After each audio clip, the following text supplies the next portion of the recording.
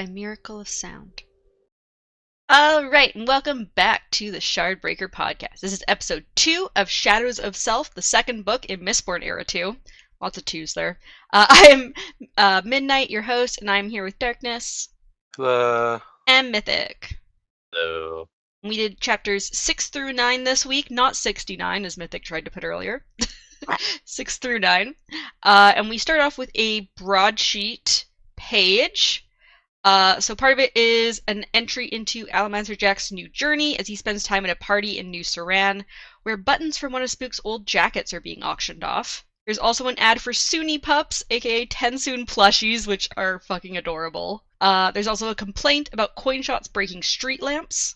There's a news article about a dam that broke, causing a flood into the grain-growing district and how that might affect grain prices in the future. There's also a picture of someone wearing a mask with the title Visitors from Other Worlds. There's an ad for a medicinal drink and a new snack that comes in 8 flavors. And finally, there's another small blurb continuing Alamancor Jack's newest story describing a man in a white striped suit. So first of all, what do you think of the Tensoon plushies? And what do you think Tensoon would think of them if he was alive, if he is alive or not? He would love them. Do we not get a picture of these? I want a picture of that. You want a picture of the? Here, I can get you a picture of the Suni Pups. Suni Pups. Here's the cute little ad in the newspaper of the Suni Pup. It just looks like a regular dog. Gotcha. Yeah. That's cute. Like I mean, I'm not saying it's not cute. I'm just saying it looks like a regular dog. Yeah. Real fur? Oh shit! What? Yeah, apparently it has real fur. They've Did you shaved get the that off dog. of the dog? What? Thing? Yeah. That's what it. That's what I they mean, did. to be fair, you know, if they have like a dog and they go to like a grooming service, just go fucking get the hair from there. You know. But yeah, do you think Tensoon would approve of plushies of him? I mean, if he gets like, you know. Do you get royalties from it? Yeah, I was gonna say. I don't know if anyone knows he's alive or not, so I doubt it. What if the he's Conjure behind don't it? really, they're not really out in the open with people. Okay, but what if he's behind it? Maybe he is behind it. Maybe he's like, I want some money, dude. I gotta get started. I'm a little bit immortal. I might as well. Just a little bit immortal though. Mm-hmm. Also, what do you think of this picture? Oh, actually, I should get the picture for Mythic as well. The picture of the people wearing a mask with the title Visitors from Other Worlds. Oh, we got world hoppers now. Wonderful. World hoppers don't exist. They're a figment of your imagination. Have we heard of people wearing masks in any other books? Yeah. No. I don't know what you're talking about. No Ghostbloods wearing a mask? I just said yes. The Mythic remembers. Yeah, I was like, did you? You didn't ask for specifics. You just asked if we got it, and I said yes. Clearly, my vote is like worth more. Yeah, I agree. Apparently. Ugh, midnight. Trying to see if I could get the picture. Darkness, are you able to take like a screenshot of your like ebook of it? Might be easier. I'm struggling to find this. Yeah, if I can fucking find it. Hold on. What chapter was this first one? Chapter 6. I don't think I got them. Wait, what is you have it? an ebook. It's the broadsheet at the start of chapter 6 / end of chapter 5. So many pages though. Which? I don't know. Your page count's different depending on your font size. It's like fucking 4 fucking pages of it. The broadsheet? Oh, this one. Here we go. It's because they separate it. That's why. Oh, do they? Yeah. Wait, does it cut off? It kind of cuts off at the bottom a little bit, yeah. I don't know if I'm tripping, but like, it's gotta be this. You're definitely tripping. Midnight can't do podcast stuff herself. Oh my god. That's embarrassing. I should become the new host. Oh, you Oh just hit the wow. whole thing. Okay. Yeah, so at the very bottom is the masked person. Interesting. Is it Kelsier? It's Kelsier. It's Kelsier. Kelsier's wearing a mask now. It's always Kelsier. Well, he has to after that fucking slap. And the spear, yeah. Mm-hmm. Well, I think the spear was through his chest or something. I don't think that would affect his face. It was just the slap that affected his face. Yeah, but he'd be very embarrassed. Oh, I see. So he has to hide his face. Yep. Mm-hmm. Alright, so we start with Wax's point of view as he flies through the air of the 4th Octant, where thousands of people that relied on his house financially lived and worked. His vote in the Senate also represented the interests of these people that worked under his house's businesses. Wax misses knowing all the people he was in charge of, like he had known everyone in the small towns of the roughs that he had worked in. It was impossible to know the 10,000 people working under his house in the city. Wax briefly passes a Church of the Survivor, which had a glass-domed roof. Wax finds it odd that a religion that reveres the mists still puts this barrier between them and the mists. He then moves towards the canals, although he stops to disperse a group of picketers who are getting angry with a small group of constables. Once the constables head off as well, Wax thinks that the people have a right to be upset working in the factories with long hours and dangerous conditions. He had tried to improve this in his own factories, but had to increase wages to hire more men for shorter shifts, which meant the products his factories produced were also more expensive. So what do you think about the protests and unrest in the city? Wait, what were the protests about again? They're complaining about the conditions in the factories. Oh, I mean, that's pretty valid. It gives me it's a lot of this gonna be like actual historical background from like real life type of situations. I mean, yeah, he's definitely taken a lot of stuff from real life that he's then like implemented into the type of world that they have here on Scadrial. So like obviously some things are different, whereas some things are similar depending, because like obviously like there's differences in like how expensive like certain metals like aluminum and everything are, and then there's like some differences in like types of businesses that run because like people have powers and stuff like that, and like also because of how like fertile the land is in the basin, so like food isn't as like much of a worry, things of that nature. Right. I mean, it's definitely like cool that they have background information on the world and stuff every other chapter. You know. Mm-hmm. It sucks for Mythic because he doesn't get them, but What, the little things? Yeah, no. yeah. The broadsheets and stuff. No, That's why I summarized them. Yeah, I don't give a shit. I actually think that makes it better because I hate listening to this fucking guy. Who gives a shit about Jack? Ever since I read that story, I've been licking walls. Of course, yes. Yeah, have you gotten any metal from it? Probably. Probably some metal poisoning too. Yeah, I'll give it like Some lead poisoning. All the paint, yeah. Unlike the ceiling, you'll get asbestos. Oh man, please lick the ceiling, darkness. Wow. That's crazy. So Wax. I just want to see that. To be honest, I just want to see you like lick up on the a ceiling. ladder trying to lick the ceiling. Uh, So Wax then finds Wayne sitting on a dock, saying that he doesn't like being himself today. Wayne also asks Wax why he got a second chance when others don't, and Wax explains it's because Wayne had been cowering in fear and willing to be without his weapons. Others like Wayne, Wax would like to give them a second chance, but he usually catches them in the middle of killing. Wayne all I heard there was because you were a little bitch and I didn't kill you. Wayne appreciates, though, that Wax says that he would have killed Wayne if he had been in the middle of killing people when he was caught. He wasn't such a bitch. Waxon asks Wayne if he knows of a Dashwi, but Wayne doesn't know her. So yeah, what did you think about the fact that Wayne is comforted over the fact that Wax would have killed them? Would have killed them in the original situation. He looks for people who beat his ass, so it doesn't shock me. Interesting issues. Oh gosh. He's definitely a masochist, 100%. And I kinda am here for it. To be honest. Oh my gosh. I mean, he does try and get the butler to slap his ass later. Yep. Oh my gosh. I need someone like that in my life. You need some what? I mean, I was there. You didn't let me do it, so. I said I need someone like that in my life. Oh my gosh. Yeah, I'm right here. I'm talking about the butler. I'm right here. You need to dress up in a nice suit beforehand, Mythic. Yeah, just pay me. I'll come down there. I'll be your butler. Don't worry. Okay. You're obviously making, buco bucks, working, days that you shouldn't be working. Obviously, Podcast days. doesn't matter as much. Yeah, podcast doesn't matter as much to you, so. Wow. So we switch to Merassi's point of view as she walks down a busy market area and hears a woman shouting about a stall's high apple prices. Merassi notes the price is quite high and she wanders over to the stall to ask about it.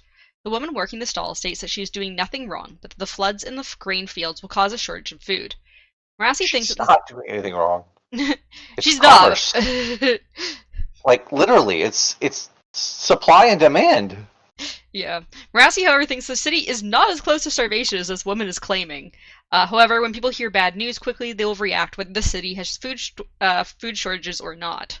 Which is how the toilet paper issue happened during COVID. We didn't really have a toilet paper issue. It was just, People just, bought up so much because they thought there was going to be a toilet paper shortage. People are fighting for the toilet paper. I know, it was crazy. Which also, I don't see why that's a big deal. Why do you need so much toilet paper? You just get a bidet. Really. Do you bidet? To be fair, if it really is an emergency and it comes down to it, you can always just shower. But yeah, what do you think about the people price gouging on food because the grain field floods? It's commerce. I mean, next thing you're gonna say is something about tariffs. Come on. I think also the problem is that like any sort of like the people here in Ellendale are like so used to having such an overabundance of food that like any hint of it being like a shortage, they don't know how to deal with it.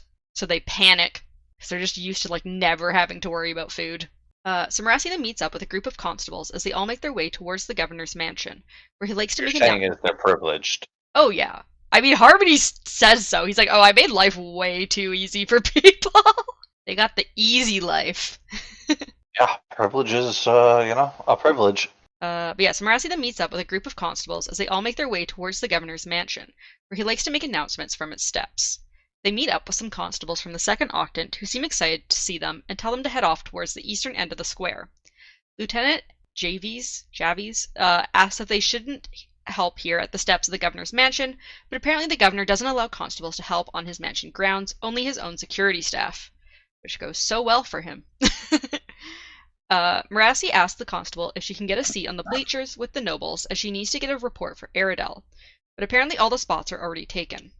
Before Marassi can go try and find a spot near the front of the crowd, the constable says he recognizes her as Lord Harms's bastard daughter, and insists he doesn't mean that as an insult. Marassi How can you not take that as an insult? Sorry. Yeah, Marassi isn't pleased to have an older officer just say whatever he wanted, although she wasn't embarrassed of what she was. The man then tells her to go stand with the reporters, as it's a great place to listen, even if you can't see well from the area. So yeah, what do you think about the fact that Marassi is just now known as the bastard daughter? I always thought that was for, sons, but Oh, you can also be the bastard daughter. I thought bastard was like the illegitimate son. No, I think it's just an illegitimate child. Mm. You can be a Yes, bastard, male or Got me female. all fucked up. I mean, in Spanish, there's a word for both male and female, like usual, but Yeah, I don't think Marassi's a big fan of that being what she's known for. I mean, not a shock. Why would you be? Yeah, like why would you be? What? Why would you be okay with that? She's like, I'd rather be known for like the shit that I've actually done in my life. Thank you. Can you not just call me the bastard? I mean, It's she is true. though. So yeah, gotta own up to it, girl. You know. So we switch back to Wax's point of view as he spots someone in the crowd nearby while questioning some beggars. Wayne glances over at him and as he scans the crowd. Unable to see much, Wax pushes himself up into the air to get a better view of the crowd. He saw groups of men heading towards the governor's house and worried about that for a moment, while also thinking he had definitely seen Bloody Tan. Wayne hurries over to Wax, but Wax doesn't tell him what he saw. Wayne instead assumes Wax was contemplating his marriage to Steris, which just makes Wax sigh. Why do you think Bleeder has been following Wax around with Bloody Tan's face? Probably to scare him, to be honest. Yeah, I agree. Like, what if the thing is, because I don't know how their mind works yet, but like how Harmony has his saying of like, oh, she's for ruin, and then some people are more for preservation and all that. Right? Mm-hmm. I'm just like, if she's for ruin and she's like losing her sanity or whatever, why wouldn't she want it to happen to others? You know? So she thinks you think she's trying to like kind of make Wax think he's insane? Yeah. Hey, that's one way to make him get off your trail. If you think you're insane. Bringing up all that trauma. If I could attack my worst enemy by taking the face of somebody that reminds me of major trauma, I would. Right? Like, I mean, come on. Psychological warfare. Yeah. I would be for midnight. I would be one of those height charts. Yeah, that's not my biggest trauma. Thank you. You know what I would be for midnight? I would just be utter loneliness. Yep. I'm okay with being by myself. I'd be okay. lack of Tell Jesus that. Lack of certain medication. Oh gosh. Lack of certain medications. Lack of antidepressants. Oh god. I'll just be. Yeah, that would fuck me up. Jesus, I would just be midnight. I'll be all the trauma I need. For Jesus, I'd be nails. On a chalkboard? No, on a cross. Yeah. Through the palm. I gotcha. Okay. Okay. Okay. Wayne then states that Adashwi had been working with the for a jeweler nearby, but hadn't been into work for a week. He also was able to get. That'd be Slim Fest. He was also What? able to get the address of the apartment Adashwi had been staying in. Wayne also shows off a watch made of pure gold, which Wax makes him bring back to the jeweler. As they wander down a street of fancy townhouses and apartments, Wayne mentions that he would like to live somewhere like this one day. Wax, however, reminds him that he lives in Wax's mansion, and he's basically rich anyways after the reward from the Vanishers case. So they get to Adashwi's apartment, and Wayne kicks the door in. The two sweep through the place, but don't see any signs of someone inside, besides a pile of blankets that Wax assumes were used for a bed. Wayne then finds Adashwi's corpse with a large hole in the chest and states that they'll need to find a new prime suspect. So when you first got the description of her body having a huge hole in the chest, did you think about hemalurgy, or did you not realize right away what that meant? No idea. All I I thought didn't about realize was that somebody either, no. punched through her chest. Nope, they spiked her. Yeah, I generally didn't realize it, honestly. When they said hole, I thought literally like a giant fucking hole, not like, That's what I thought too. Yeah. Like I was thinking like, the what's that movie, Crystal Skull or whatever, where they like pull the person's heart out from their chest. Yeah. Y'all ever seen Demon Slayer? Yes. They had a little Rengoku moment. Oh god. Oh, I would make a One Piece reference, but I don't think anybody here has gotten that far in One Piece. I haven't even started. Exactly. So we switch back to Marassi's point of view as she stands with the group of reporters, which, as the constable had told her, had no view of the governor, but was very close so she could listen easily. She, however, can see the men and women who are obviously factory workers who are here hoping the governor will have words of encouragement for them. Marassi thinks it had been proven that men and women work harder if they feel an ownership for what they are working for. As the governor Agree. As the governor finally comes out, Marassi wonders if he'll know what to say to calm the factory workers and keep them from rioting. Marassi recognizes a young woman that is setting up some cone-shaped device for the governor. She glances at the notes of one of the reporters and sees the name of the girl, who is apparently the daughter of an inventor. The governor then starts his speech, the device amplifying his voice. He speaks about his brother not being as corrupt as the papers were saying, which Marassi thinks is not what the people care about at the moment. So what did you think about Aside from that, what a political move. Oh, yeah, no, he's not as corrupted as you think he is, guys. But yeah, what did you think about this the governor failing to realize what the people are actually here to hear about? They're like, he's like, oh yes, this is all about my brother, and they're like, no, that we don't care. Politicians, am I right? I just imagine Marassi basically just face palming as he starts his fucking speech. Right. What did you think, Darkness, about him making it all about his brother and nothing about like all the disgruntled factory workers? I see where his brother got the talk from, actually. They seem very obsessed with each other, actually. So the governor continues on about his brother and also mentions that the constables will be investigated as he does not believe his brother died, as the constables have said. Instead, he thinks the constables potentially used his brother as bait to catch criminals. Which, if you had just stopped for like a second more, I would have made the joke of like, yeah, you're right. He totally doesn't believe his brother is dead or anything. You had like a slight pause between that. Doesn't believe his brother is dead. The way the constable said it. I was like... the governor then begins talking about sending aid to the people affected by this flood. Marassi thinks people won't be happy to hear about aid going outside of the city right now. Marassi tries to get a better view. She notices one of the guards muttering to himself and then taking out a gun and pointing it at the governor. So yeah, what do you think about the governor again? Not talking about all the disgruntled factory workers here. Instead, he's like, oh yes, let me send all of our money out to help the grain fields and not help all of you here. He really doesn't know his audience, does he? I mean, but some might say that other people don't know their audience either very well. So, and some might say that there are people who know their audience too well. It's just a politician. Yep. Marassi had higher hopes for his speech skills, though, and apparently all of that went out the window. He'd make it a great American leader. You're not wrong. So we switch to Wayne's point of view as he notes how little clutter there is in the apartment of Adashwi, meaning she likely hadn't been here long enough to accumulate much. He does, however, find some alcohol in the bathroom cabinet. Wax inspects the corpse. I wonder why she got that in there. Wax inspects the corpse as Wayne wanders around. Wayne also notes 3 outfits in the woman's trunk, a set of terrace robes that obviously hadn't been worn much, and 2 more modern outfits. Wax mentions that this doesn't seem like something a terrace woman would want, but Wayne is able to figure out that Adashwi was obviously not the normal terrace woman, as it seems she'd enjoyed drinking, having tried many types of alcohol, and had been starting to wear more scandalous outfits. Wax also mentions that she used to sneak out of the village when she was younger. Wax then passes the book Marsh gave him to Wayne. So what do you think about how good Wayne was at figuring out Adashwi's life and personality just by the few things in her apartment? Just means he's a really good detective. He is a really good detective. Oh. What do you think, Darkness? His detective skills? Who, Batman? No, Wayne. No, Waxman. Waxman? I mean, yeah, we've been over the fact that he's pretty great. So Yeah, we don't want to give him too much of a big head, though. yeah.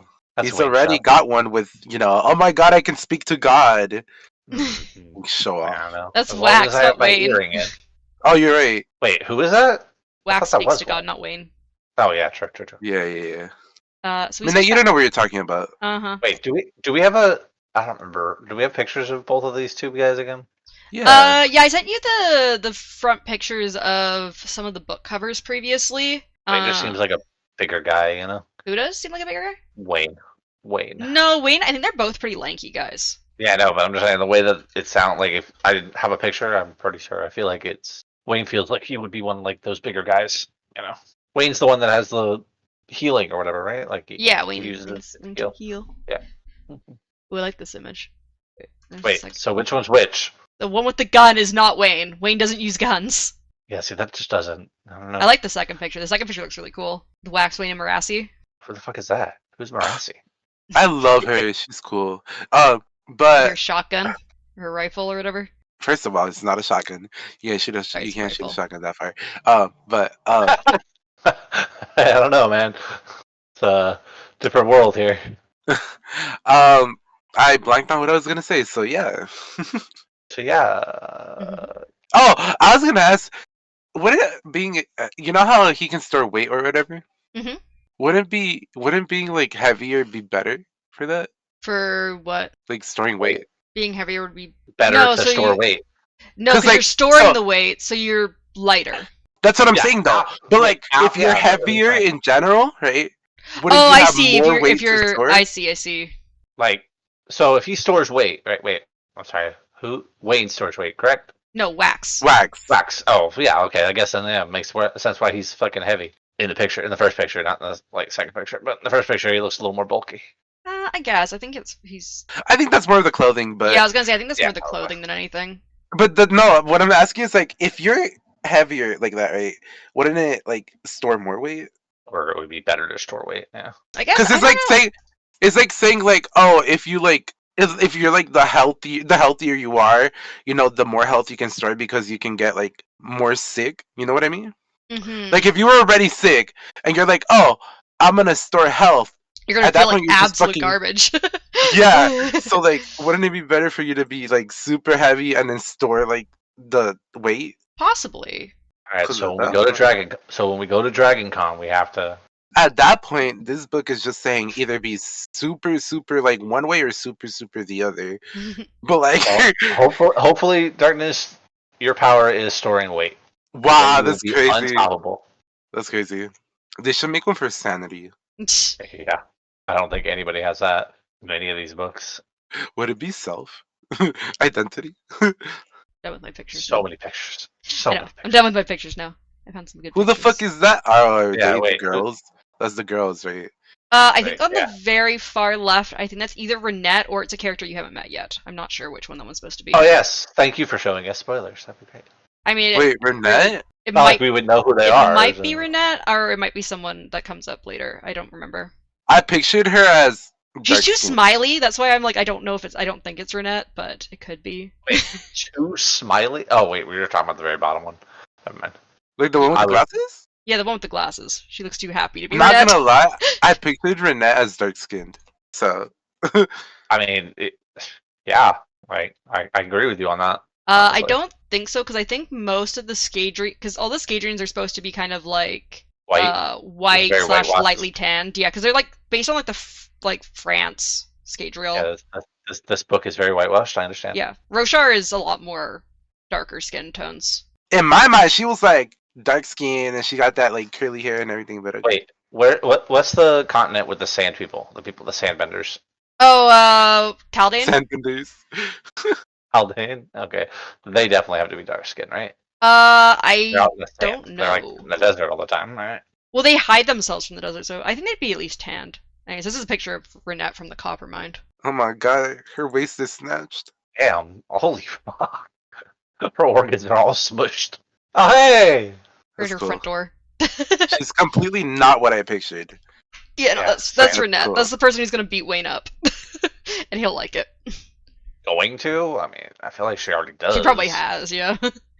Oh. Is that blonde guy supposed to be Wayne? Yeah, the blonde guy's Wayne. Wait, Wayne's blonde? I believe so, yeah. Oh my god! No wonder he's so. I'm dumb. picturing all these characters way differently. Yeah, same. I pictured Marassi like Caitlyn from Arcane. I haven't It's the watched rifle, Arcane in a long right? time. It's the rifle, right? This girl, yeah. The rifle. Yeah. Oh wow. Yeah. Ah, I see. It's a gift. Yeah. I mean, I see it too. Honestly, like I can see that. But I feel like, at least her what's her expression name? reminds me a lot more of Renette. What's her name? Freaking the blonde girl. Was it Ares? Steris? Teres? Something like Steris. that. She's pictured exactly how I thought though. Yeah. What's Breeze's wife's name again? Alrian. Okay. I like her a lot more, by the way. Steris? Alrian? Yeah. I thought you were talking about Alrian. No, I was gonna be like, Steris. you like her now that she's dead? Same, honestly. Oh my god! Midnight. Wait, what her name is? Midnight said she likes Breeze's wife more because she's dead. Oh, that's crazy. I know, right? Crazy thing to All say. right. We switch back to Marassi's point of view. She scrambles for her You're gun, brown. but then realizes it would take too long, and instead brings up a speed bubble as she jumps at the legs of the guard. Time outside the bubble blurs as it moves quickly while the guard shoots his gun towards the governor. As the bullet hits the edge of the speed bubble, it deflects away from the governor. Marassi then drops her speed bubble as another guard who had been caught in it attacks the man with the gun, and the other guards around them then tackle him to the ground. So what do you think about Marassi being able to use her allomancy to stop a criminal again? She's getting good with it. Yeah. So he switched back to Wax's point of view as he notes that Adashwi seemed to have been killed by hemalurgy to take her ferrochemical power. The book from Marsh, written by Spook, states that he thought it was wrong that Harmony hadn't talked about hemalurgy in the words of Founding. Wax states out loud that they'll have to assume the killer could have any number of allomantic or ferrochemical powers if they were using hemalurgy. Wayne then goes fishing through Adashwi's pockets until he finds a piece of paper written for Wax. Wayne hands it over and Wax feels his stomach drop as he reads the words that Bloody Tan once said to him. Someone else moves us, lawman. So first of all, what do you think about the fact that Spook thought people should know more about hemalurgy? Yeah. Like, why wouldn't you want people to know more about this absolutely horrendous thing? It's gonna turn into a purge and everybody's gonna be stabbing everyone. That's gonna be awesome and I wanna see that. You and me both. Also, what do you think about Bleeder using Bloody Tan's words to send Wax a message? At this point, we didn't. I don't even remember. It was at this point though that we've already have the him talking to the god, right? Or him talking to we haven't Harmony, had that right? yet. We haven't had that yet. Okay, yeah. Because at this point, I don't think I actually put it together. But with the information that Harmony gives him, I was like, yeah, okay. It makes way more sense that he somehow knew those words. I was on the same boat as they are about the fact that they were just back somehow. Mm-hmm. Like, who else would know these words if it was the only thing, said by this one person? But it makes more sense with the way that Harmony explains it later. Yeah. I was not on that, thought pattern, though, until Harmony was talking about it. I was like, oh, that makes so much sense. Trying to be as vague as possible, Yep. So we move on to Chapter 7. We continue with Wax's point of view as he and Wayne head into the mansion. Wayne's talking about how he saw Bloody Tan's body back when Wax killed him. Wayne insists there was no way that Bloody Tan is alive, but Wax insists that he has seen him twice now in the city. Wax's new butler takes their coats and tells Wax that Renette left him some new equipment for him to try out. Apparently, Renette also told the butler to slap Wayne, which Wayne states means that Renette does care about him. The ass, please. On the ass, please. Yep. Wayne then tries to get the butler to slap him across the ass as the butler tells Wax that Lady Harms is waiting for him in the sitting room. Wax wants to go up. Wait, and the butler didn't do it? No, come he doesn't on, do man. it. The butler is not into that. Wait, is this the same butler that had? It's a new butler. It's a new butler. Oh, wow. The other butler died. And I would have been like, man, you're gonna go just like the other butler if you don't do so. So Wayne, Wax wants to go up and think with his earring in, but instead heads to the sitting room. He first tells the butler to inform his grandmother about what had happened to Adashwi, and then once in the sitting room, he greets Steris with a kiss to the hand, although he mentions that he doesn't have much time. So how do you think Wax's grandmother is going to react to the news of someone trying to kill Adashwi for her ferrochemical powers? They're all gonna gear up for war. I wish they did, honestly. What the fuck? What? That picture. The bubble buddies. I have a question, actually. Yeah. So her ability, right? Everything outside the bubble speeds up? So technically, it's always contained to the bubble. The stuff in the bubble is technically slower, but it feels Slows like down. normal speed to her. Yeah. Yes, okay. But I was saying, but everything outside speeds up, right? Yes. So, if you see somebody pull a gun and you put the bubble up, the Yeah. bullet hits it, gets to like moves or whatever, right? But like if If it enters the bubble, it'll be normal speed, yeah, like right, like right? So like you're saying like if someone shoots into the bubble from the outside, like and we understand that it like different trajectories with the bubble. Like the bubble thing has weird bullet stuff, yeah. right? But like if you fire into her bubble, is it like sped up really fast and then when it hits the bubble it like normal speed or is it slow speed, you know? I think it changes speed to match the time inside the bubble. So for the outside spectators, bullets, or do they? I'm not 100% sure. Okay. From what I'm getting, right, Wax's not Wax, Wayne's bullets, if they get shot from the inside to the outside, right? Yeah. They would move fast speed from the inside, normal speed on the outside, and then for her it would be fast speed on the outside and normal speed on the inside, but it would look slow on the outside. Yeah, I think so because it's because time is like having effect on the bullet inside. So I'd assume it would go at normal guns bullet speed once. So for the outside the person, it would look like a normal shot until it hits the bubble where it slows down. And yeah, I think so. Inside, it would look like a fast shot from the outside. I think so. But it would be normal speed from the inside. And the next question I have is, can she change the size of her bubble? I don't know. I think she says that it's usually about the size of a room, but I don't think she can fully change. She doesn't mention being able to change the size, I don't think. That would be so inconvenient, though. I don't know. Maybe she can change. Because I know that there's a maximum size. I think she can reduce it. She should be able to reduce it. Yeah, she might be able to reduce it. But I know there's a maximum size. I don't remember if you can make it smaller. I'm just wondering if she could reduce it to a 5-foot square, and then when somebody shoots, it would like almost deflect off of them. Like I feel like she must have been able to make it smaller because otherwise she would have gotten like way too many of the guards in the bubble. Because it's supposed to be because like her maximum size is the size of a full room. So there's no way she wouldn't have caught more than just herself and like 2 guards if it was maximum size. So I think she has to be able to make it smaller because otherwise she would have caught like the whole staircase. So I said you're the one that can look into the copper mines. Yeah. I'm pretty sure that she can make it smaller. She just can't make it bigger than its maximum size. Which makes sense. It's called a maximum size for a reason. Yeah. Bubble buddy. I wonder how small you can make it. I'm assuming you can't make it smaller than yourself. Oh, because it's centered on yourself, right? Yeah, I think you. I think just have a fucking shield around you that's a bubble. Literally like an inch away from your skin. Because leaving the bubble breaks the bubble. Wax says. Wayne says. You can't move it, so... Yeah, so I think it has to be at least the size of you, because otherwise you break the bubble instantly. So wait. What if you put it on top of a train car? Could the train car move with the bubble? We don't know. That might be something that comes up later, whether it does or not. Of course it does. Of course it does. I'm saying, like, so it's not a fixed point in existence. It's just... I said I didn't say if it happens or not. I just said that it might be something that comes up that you can look into. I know. I'm talking like, hypotheticals. Yeah, I mean, hey man, I'd be trying all this shit if I was actually in this. So, I mean, literally, I would spend so long just learning everything and mastering this. Also, I'm changing my picture. Oh. Yep. You changing it to bubble buddies? Bubble buddy. Yeah, I'm gonna be a bubble buddy. 100%. It works so well because it's a circle. They're so cute. Yep. Now I gotta figure out who I'm gonna be in that. Wait, can you spell her name? What's her name? Marassi? Spell her name for me. Yeah, spell it in the thing. MAAAA.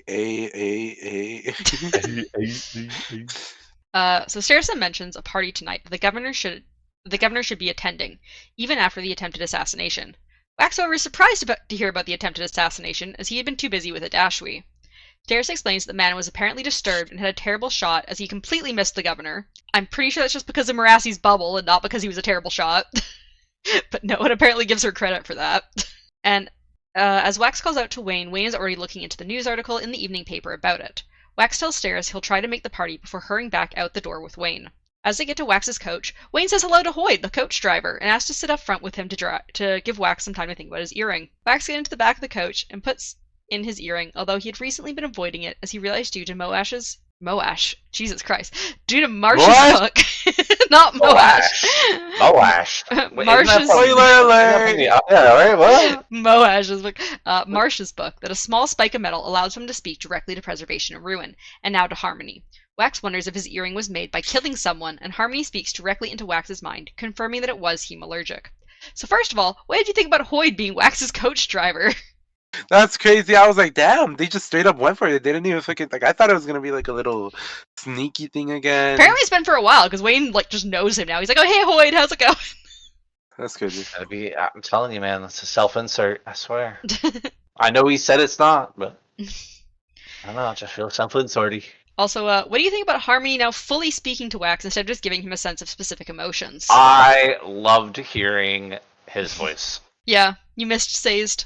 Yeah, I love hearing their voice. Actually, you mean Harmony? No, It's Sazed. both. I mean Sazed. I don't care about Harmony. It's Sazed.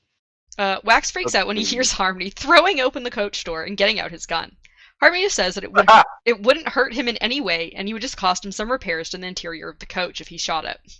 Wax slowly settles into the fact that he's talking directly to Harmony and asks if he is insane. Harmony asks him to ask a better question, and Wax just insane! Wax just states that Harmony is real. Harmony replies that he is the hero of ages, a man formerly known as Sazed, who took both powers and became Harmony. He also tells Wax that he is not insane. Wax The hero of ages. He's not the hero of ages. He is the hero of ages! No, Venice. Gosh, Vin is not the hero of He ages. did nothing. He did nothing. The hero of He just ages did two is things. only supposed to take the two powers. That is the hero of ages. He did nothing. He took the powers! That's what he Okay, did! but she wasn't there. He wouldn't get shit. She's the Ascendant Warrior, he's the hero of ages. He's weak. He's weak. Is he? Would that actually categorize you as a hero, though? Like, just eating the powers? Yeah, he took the powers and saved the world. Yeah, okay. But he only did He it. didn't save the world. Why? Vin saved the world. That's why Vin's the Ascendant Warrior. Vin saved the world. She is the hero of ages. She is the hero of ages. She's not the hero of ages, I'm sorry to tell you. He can't be a hero when he's a fucking wimp. He's the hero of ages, He I'm watched sorry. his girlfriend die. I And mean, he did didn't actually nothing. see her die. He found out later that she died. Whatever. He let her die. That is embarrassing, you know. You Anyways. can't just let your significant other do that. Yeah, like, god damn. Then call yourself a hero. Wax then asks if Bloody Ten is alive, but Harmony replies that he is not, and that it is instead a creature that humans call the Faceless Immortals. Wax replies that the criminal is a Khandra, like Tensoon, or the person who first gave him his earring. Wax says the Khandra should be Harmony's servant, but Harmony replies that all beings have choices, and that this Khandra had not made very good choices. He states the Khandra is named Palm, but has recently begun calling herself Bleeder, and she is of the third generation. So what do you think of Palm? Wait. Mhm. Third generation? Yeah. So they're not all dead. Do you remember Right? who else is from the third generation? I can't remember what their dude's name is, but yeah. Tensoon. Tensoon's from the third generation. She's Tensoon's sister. Yep. Yeah, but like, so that's what I'm saying. So like, they're not dead. Like they Nope. didn't die in this reforging of the world. They're all still around. They're all still Khandra. That's Apparently. crazy. And now we will I mean, maybe be not all. forever A bunch of the wondering seconds if might be every- dead. Hopefully the first are dead. Fucking Jesus Christ, they live forever. They were like, kill me. Please. It's been so long. Yeah, what do you think about Bleeder? What are your first impressions of her from Harmony saying that she's a Khandra that has made bad choices? I mean, you know, I feel like that's just what he thinks. You know, I feel like she made pretty decent choices. Yeah, what dictates what her choices are bad? Exactly. Just because he says they're bad, I mean, who is he? Ruin? God. I find it much more entertaining that when he explains, like, if she were to try to take the spike out, she's got to fall on another one. Yeah, because she becomes instantly just like a mindless creature. Which is crazy to think. Like, I started thinking about like how would you do that, right? Like how would you set yourself up so that you pull a spike and then instantly fall into another one? But then it made me think about other things like what if she just has an accomplice that pulls one spike and puts another in? I imagine her standing over a trapdoor and like pulling on the trapdoor as she pulls out her spike. It just falls onto it. Like, doesn't it have to be in a certain spot though? No, because Conjura have gelatinous bodies, so they do not have to have their spikes in certain spots. Oh, okay. So she can just absorb it anywhere into herself. Have we got confirmation that the Koloss still have spikes? Yes, because in the Alamancer Jack story... Yes, but I don't believe that. So I'm saying, in this, have we gotten, like... Alamancer Jack's a liar. Yes, but his terrorist friend is not. The terrorist friend is the one partially talking about things. Confirming the facts, yeah. Yeah, so yes, they do need spikes if they want to become like full Koloss. If they just are Koloss-blooded, they do not need spikes. And like anybody can become Koloss, right? Yes, like, as long as they have the spikes. That was also true? Yes. Crazy. That wasn't always a thing, though, was it? Like, they couldn't always be... It technically is, but no one just knew how to do it. But that's how the Koloss member made new people. Is they took a bunch of really injured people and spiked a bunch of them together. But now you don't need to spike yourself with other people. You can just spike a single person to make a Koloss instead of spiking like 3 to 5 people together to make a Koloss.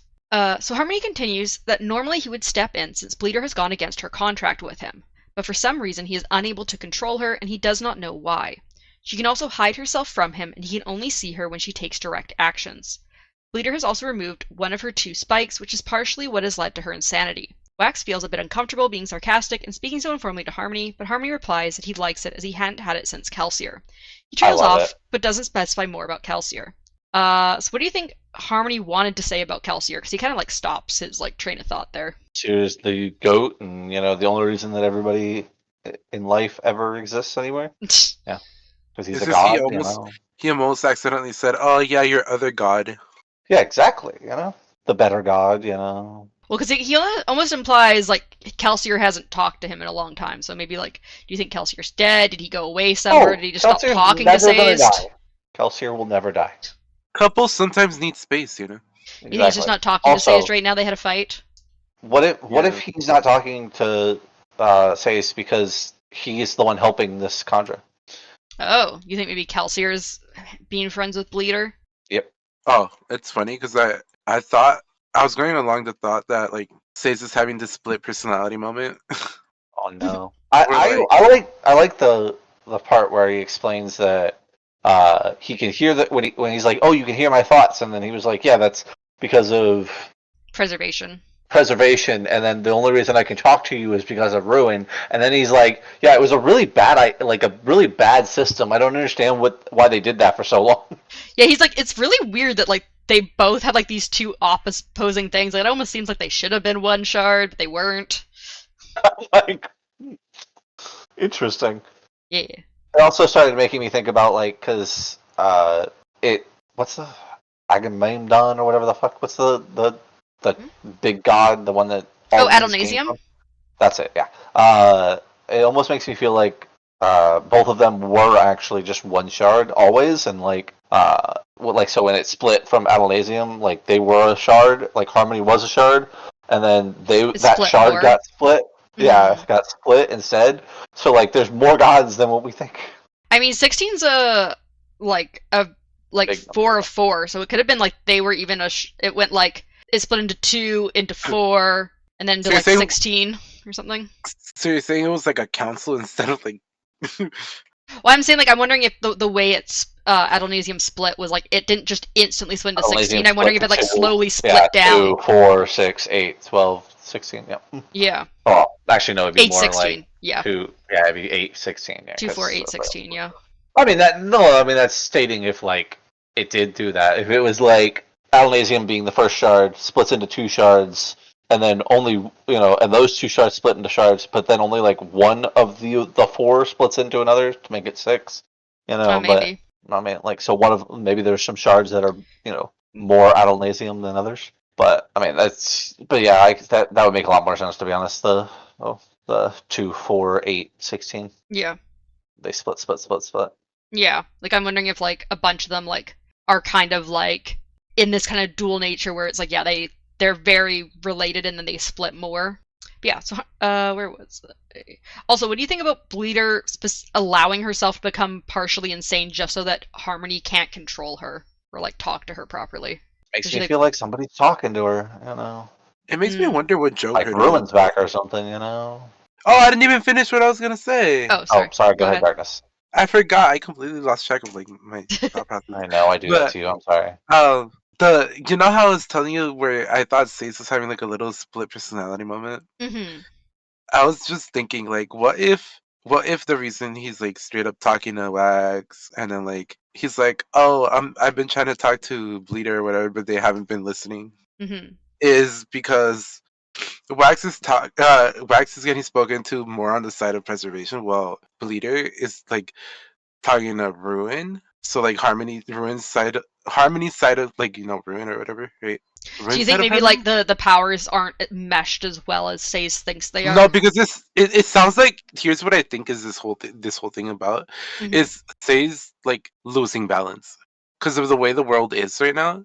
He seems like the way he built the world is reacting, like the people are reacting like different to what he expected them to. Like, you know how he's like, oh, you guys are like not doing what you're supposed to, like you should have been done with this and that and all that, right? Yeah, he's basically like, yeah, I gave you guys too easy of a life, and now you're kind of complacent and not actually advancing like you should be. Yeah, so like Yeah, that's why they'll go to space instantly somehow. that's what I'm saying though. Like, I feel like this is what the book's focus are gonna be. So it's fixing the Mm. balance and then progressing what needs to be done, technology wise. Mm-hmm. Interesting. And I do feel like Something. I feel like you know how he says his essence is split or whatever into everywhere, Yeah. but like he said that what you're speaking to right now is different than what my essence is. You know. Yeah, because his power is basically spread out What throughout I'm the whole saying though is like, world. what if that part of that essence is like his ruin side, and instead of them speak, you know how they're speaking to Wags in Mm-hmm. the perspective that Wags wants to speak to him as, like, what if Bleeder's doing that, but like to ruin side, and then just Harmony doesn't realize that? That would definitely be interesting. Because like I doubt they would be aware of each other if they're both clashing for opposite sides. You know. Mm-hmm. So Harmony also mentions that Spook's book Spook's book on hemalurgy, not happy that it was written, but he figures that Marsh had a good reason to give it to Wax. He also mentions that Bleeder had been using hemalurgic spikes instead of the normal conjure spikes, which had also been affecting her. He doesn't know what Bleeder's plan is with the city, but he is sure she has planned something. Harmony then says he will send Wax help. He also states to stop fucking with somebody. That comes up afterwards. Oh, okay. I swear he said it after he said. Yeah, no, I had before he questions said before help that. Yeah, and- he says afterwards, just before he leaves. Once he stops talking about Bleeder, he brings up Marassi afterwards. But yeah, what do you think? Because you're probably getting confused because Harmony says like 3 different times, "I will send you help," and then leaves. Yeah, After the like, 3rd time he says it. Okay, So he says it multiple times. Like at the same time. Yeah, but what help do you think Harmony's gonna send him? Better gun. He's talking to Renette too, actually. He's gonna send him more women. Oh my gosh. He's gonna have a harem. Oh my gosh. Oh. We kind of already talked a little bit about Bleeder using the hemalurgic spike earlier, but do you think that using a hemalurgic spike instead of a normal conjure spike is also potentially affecting Bleeder's personality? Well, yeah. Only because you said it now. But yeah. Definitely didn't think about that before. Me neither. Honestly, I thought all the spikes were the same. So Waxen sees Harmony in his mind for a moment, with eternity extending behind him. Harmony tells Wax that his hands are bound because of the 2 conflicting powers that he has, which means he can do less than the previous shards were able to. Although Sazed himself sides more with preservation, his powers are that of neutrality and cannot take sides.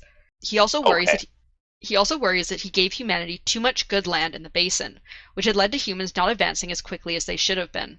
They should have already had the radio, aviation, have been taming the wilds, and knowing more about fertilization. But they don't yet because it isn't needed. And I also love that Wax kind of just like, what the fuck is a radio? What do you mean? Right? Like, he just moves on.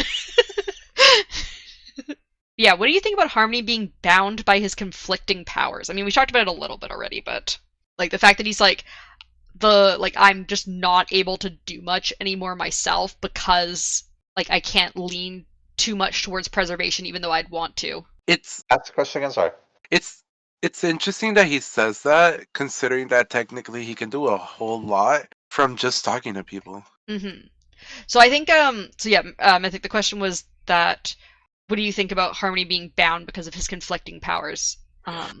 But yeah, to clarify with you, Darkness is he can definitely talk to people, but it sounds like he can't do as much himself like he had when he first got the powers. So I believe like Vin, it's kind of mentioned at like the end of Hero of Ages and stuff too, is that like when you first get the powers, you're not as bound by their intent, whereas the longer you spend with the powers, the more their intent affects you and what you can do with them.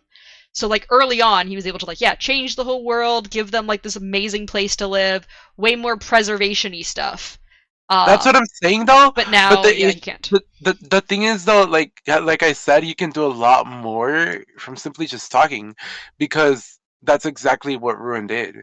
But yeah, that's what he's trying to do. Is he's trying to just like get like people like Marsh or like Wax or Marassi to like do stuff for him now because he can't directly do shit anymore because he has to be neutral. Or hear me out, right? Neutral though. He gets Wax, right? Mm-hmm. To start a jewelry business. Okay. God. Right? And then just spike everyone in the world. Yeah. Like a tattoo shop or something, Don't get me wrong, I thought the same thing, Darkness. If that's what you're going for. I thought the exact same thing. Why don't you and he give just earrings to literally everybody? Yeah. Well, because he's also very much about giving people free choice. That's but the thing of saying. They can take it off. And they have free choice even when they have it on. I guess that's true, yeah. He could just be there like, hey, it's your Lord and Savior. Go do this so you can, like, survive better. I have some plans for you. Exactly. Like, or here's the other thing, right? Like, everybody, so many people, I feel, I can't say everybody, but so many people in the world believe in Harmony. Like, that Harmony is a god and exists. So, why don't you just have, like, a church or something, like a gathering, and be like, hey, if you want to talk to your god, put this earring in, right? Like, the thing is, it doesn't even have to be a church. They could literally just talk to him, because he's literally about free will. So if they're ever like, oh, I don't know what to do, he's like, oh, you got these options. Like, this could help you out in the future if you want to do that. You don't have to, but like, you maybe can. Say's just like some peace and quiet, and he doesn't want everyone talking to him. Well, maybe you should have turned into the fucking quote-unquote Hero of Ages. Maybe you should have let Vin take it, even though she killed herself. That seems more of a skill issue. Yeah, I mean, come on. Can he not pass it on? I don't know if it's that easy, because you have to find someone who's equally preservation and ruin in order to pass it on. So why doesn't he just create someone like that? Why don't you just... I mean, it's the same question. But it's like, he's in the process of doing that. I'm not saying anything. But here's the thing, though, right? Like, and this is just a hypothetical, obviously, because I had said something slightly close to it before when we were in the first era. If... What's his name? Fuck. What's Vin's fucking love interest's name? Ellen. Ellen. Thank you. If Ellen hadn't died, could they not have Ellen taken ruin and her taking preservation, or something to that extent, right? Could they not have done that? Could they not have split the two gods up again? Potentially. I think Vin would have taken ruin over preservation, though. Either way. Yeah. Either way, though. But, like, just saying, like, and now coming into the present tense, right? Could he not hand, like, for instance, could he not give Wayne fucking ruin and Wax preservation? Or so I will say that once the shards are merged, I don't think you can easily split them up. It would have to be another shatter. Right? You'd have to you have to have some sort of cataclysmic, like, shattering happen. Like, we get a little bit more information in later books, I think in some Stormlight books, about how we get like some clues to how they killed Adelnasium, but you need like very specific powers to actually shatter a shard, so it's easier to combine a shard than it is to break it up. So now that they're combined, I think it's very, very unlikely that you'd be able to break them apart again. That's like not that bad though, but like, I think if you wanted to stop them from being so, like, canceling each other out, you'd have to almost combine them with a third shard to then have a bit more leeway towards one side or the other, depending on the shard you combine with. I also feel like, it wouldn't work out if you split them into, like, two separate people, considering that it has been discussed that it does change the personality of the person. Yeah. Also, Brandon has confirmed that the 16 shards that came out of Adonasium are not they weren't like a set ones. Like it could like the intent could have changed in multiple different ways depending on how the power was split. So you could split potentially Harmony again, but it might not become Preservation and Ruin again. It could become two completely different shards that are still aspects of Harmony, but it might not be exactly Ruin and Preservation again. Okay.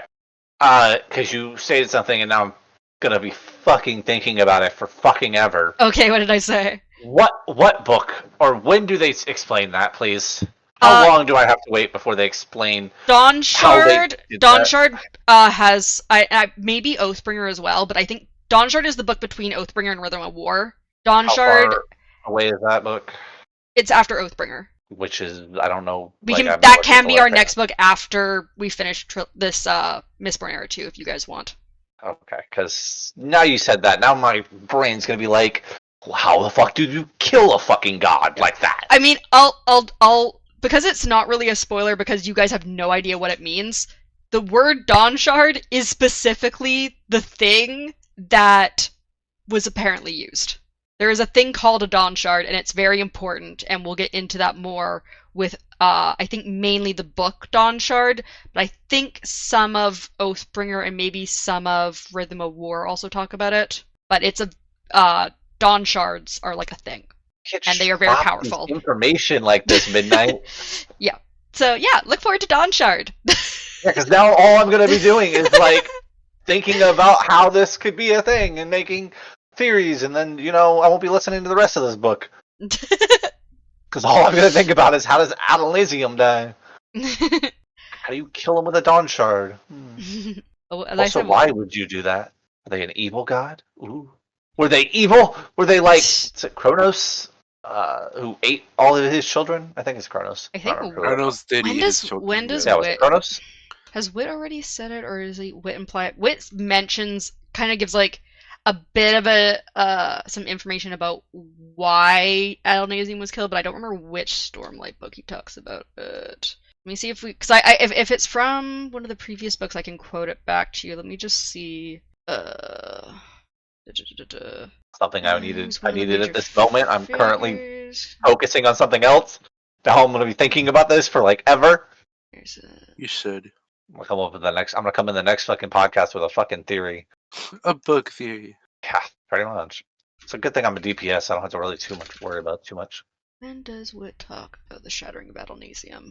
He doesn't. No, he does. Or does he? Okay, so in Mistborn's Secret History, Chris talks about the shattering a little bit.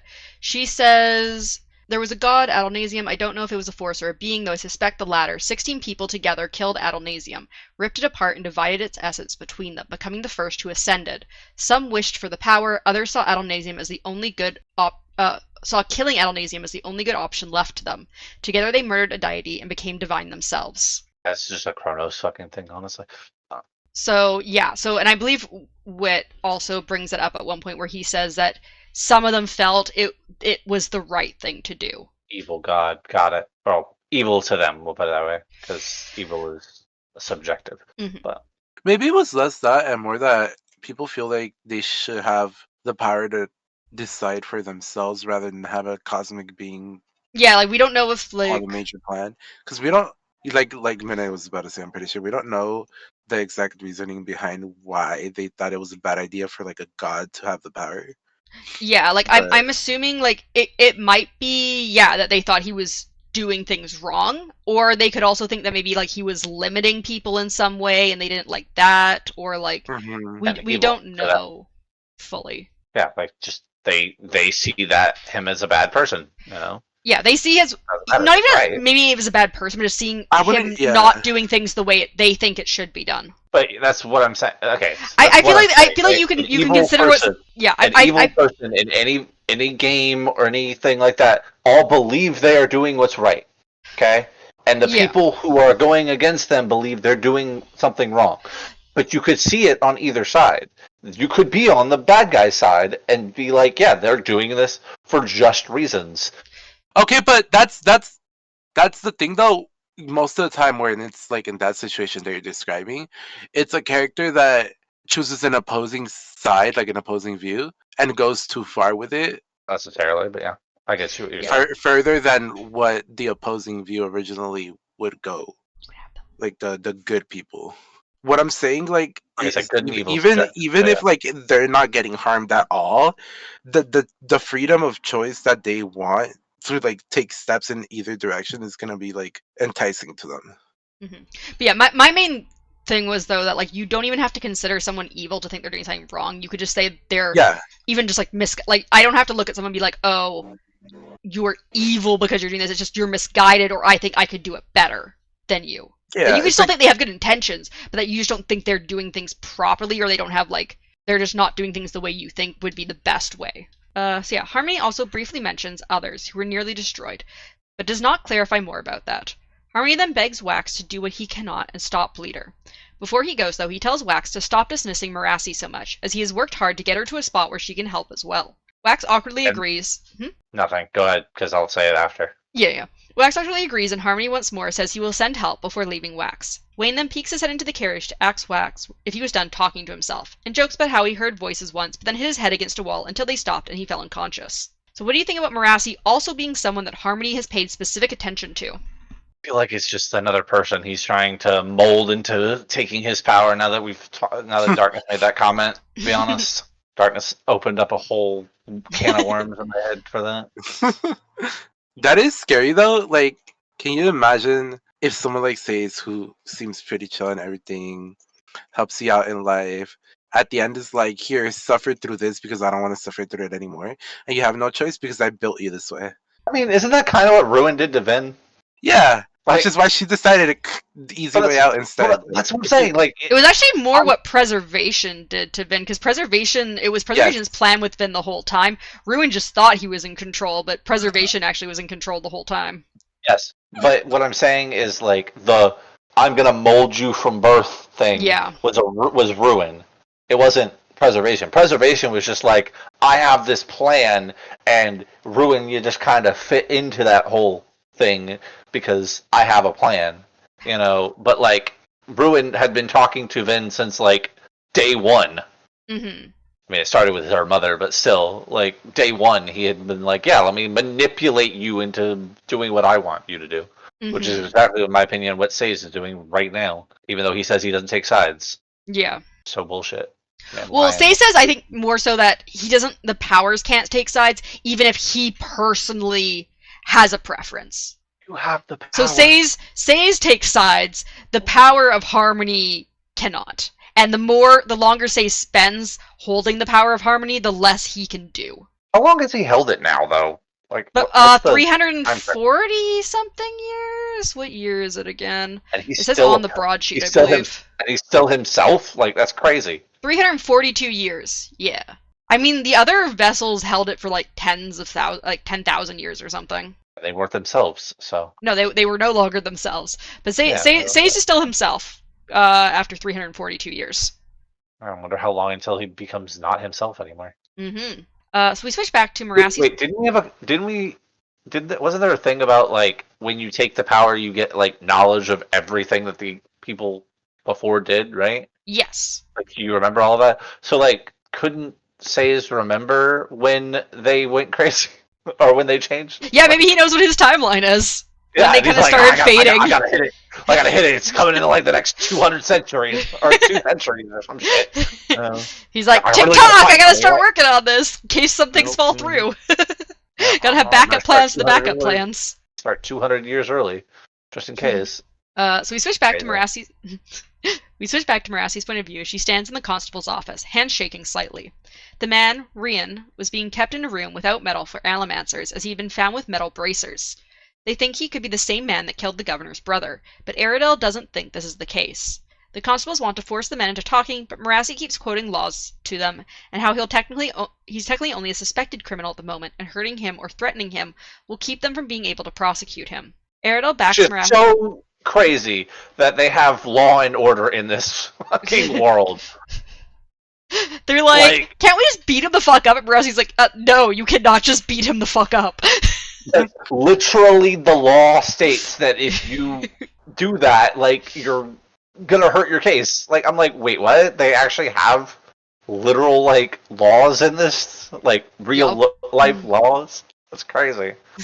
That's what I'm saying. Like, you know how they were like implementing how stuff would work back then in these times. Mm-hmm. Like, it's crazy that they're actually like, putting accurate depictions of like how it works in real life. Mm-hmm. So Aerodel then backs Marassi up when Reddy complains about how Marassi seems to care more about the laws than catching criminals. Aerodel then asks if Marassi be willing to interrogate the man, but Marassi correctly assumes that Wax is going to arrive instead, which he does after only a minute. Wax instantly walks into the room and pushes on the supposed metal mines, and states they aren't metal mines, as they would be harder to push if they were. Wax states the man is a fake and that the real criminal was hoping they would focus on Rien while the real criminal focuses on something else. So what do you think about Rien using fake metal bracers to try to distract the constables from focusing on finding the real criminal? Absolutely insane. Like how Rax just comes in, elementally shoves them off the table, like, nah, they're fake. Right. Like a flick of his wrist, and like, oof, gone. So Wax then says he's going to talk to the prisoner and asks Marassi to join him, which surprises her. As they go down the stairs, Wax compliments Marassi for bringing in the man and then tells her that he spoke to Harmony. He tells her that the criminal is a conjurer named Bleeder who is insane. Marassi asks how Wax can be so sure the man isn't Bleeder then, and Wax says he thinks the man was too easily caught, but that he can't be 100% sure. Once in the interrogation room, the man states that Bleeder, who he calls God, said Wax would come to talk to him. Rien mumbles about how he didn't want to kill the governor, but she made him try to shoot him, and that she's going to kill the governor. So what do you think about this man calling Bleeder a god? I mean, hey, it's just like me calling Kelsey a god, I guess. I know that I feel like it's the same situation as the Kelser thing where Tenson took his face. Yeah, very possibly. God, man. It's God. You guys just don't believe me, but he's a god. Rien then mentions that there is something for Wax in his arm, which disturbs Wax, and Marassi glances at a barely noticeable bulge in the man's forearm. Before Marassi can stop, looking at his bulge. Before Marassi can stop him, Wax cuts into the man's arm and pulls out a coin. The man hums to himself quietly as Wax does this. Wax suddenly pales and starts yelling at the man, demanding to know where he got the coin. Marassi stops him, and Wax says that the man won't be useful and that the coin had been a message to him. He then tells Marassi about the party and says he's sure Bleeder will be there tonight. So what did you think about Bleeder leaving a message inside this man's arm? That's nasty. How'd you expect that person to actually have seen that, though? Like, that's crazy. Oh, by the way, there's a bulge in this dude's arm. Wow. Touch it. Wow. I guess cut it open, So then we go to chapter 8, and we switch to the point of view of a 12-year-old Wax as he examines 2 coins. His uncle says it's okay if he can't spot the difference between the real coin and the defective coin, although Wax unfocuses his eyes, which allows him to notice one of the pillars of the bank etched into the coin is different. His uncle doesn't believe Wax when he says he's able to see the difference, but doesn't berate him for not telling him the supposed truth of where he learned about it. Edwin states that this coin taught him that money has no value, expectations is what has value. So what do you think about this origin of the coin that Bleeder somehow got a hold of? Well, I mean, wait, what do you mean? Doesn't Bleeder just know things like every Khandra ever in existence?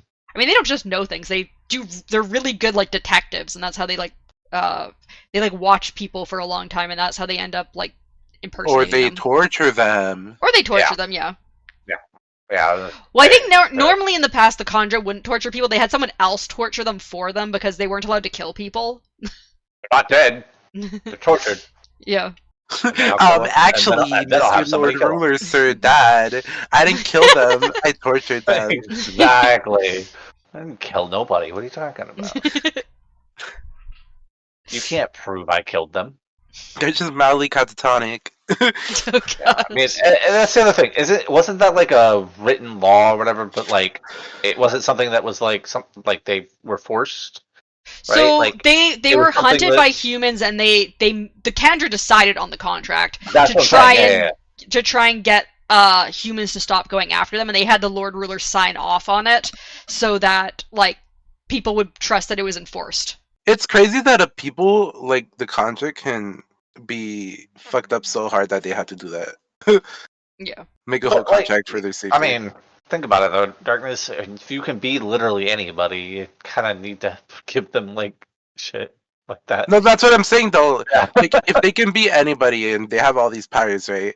It's crazy that the people themselves are able to like push them back so hard that they need to stop their massacring of their people.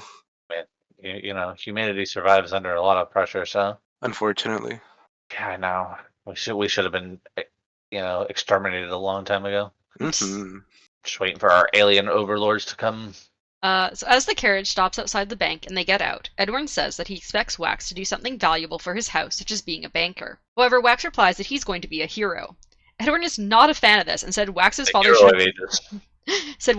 should have beat that idea out of him by now, and that there are no more heroes in this modern world, but instead people in quiet offices make important changes. Apparently Thais exists, so I guess there's a hero of ages. So what do you think about how young Wax wanted to help people and be a hero? You know, he's going to be the hero of ages, because apparently it doesn't take much to do that. All you got to do is take powers. He needs to change his priorities. Like, you need to go to college, kid. Yeah, become a doctor. God. No, he wants to become a bank. He wants him to be a finance bro. That's what he wants for his nephew. Ew. God. The fact that came out of your mouth. Out of every character we've seen so far, who would be most likely to make an OnlyFans? Wayne. No, you're right. You're right, Midnight. Wayne. Wayne would make an OnlyFans? Oh, Yeah, for he sure. Oh Where my just God. different women come and beat him up. Okay, I can see that.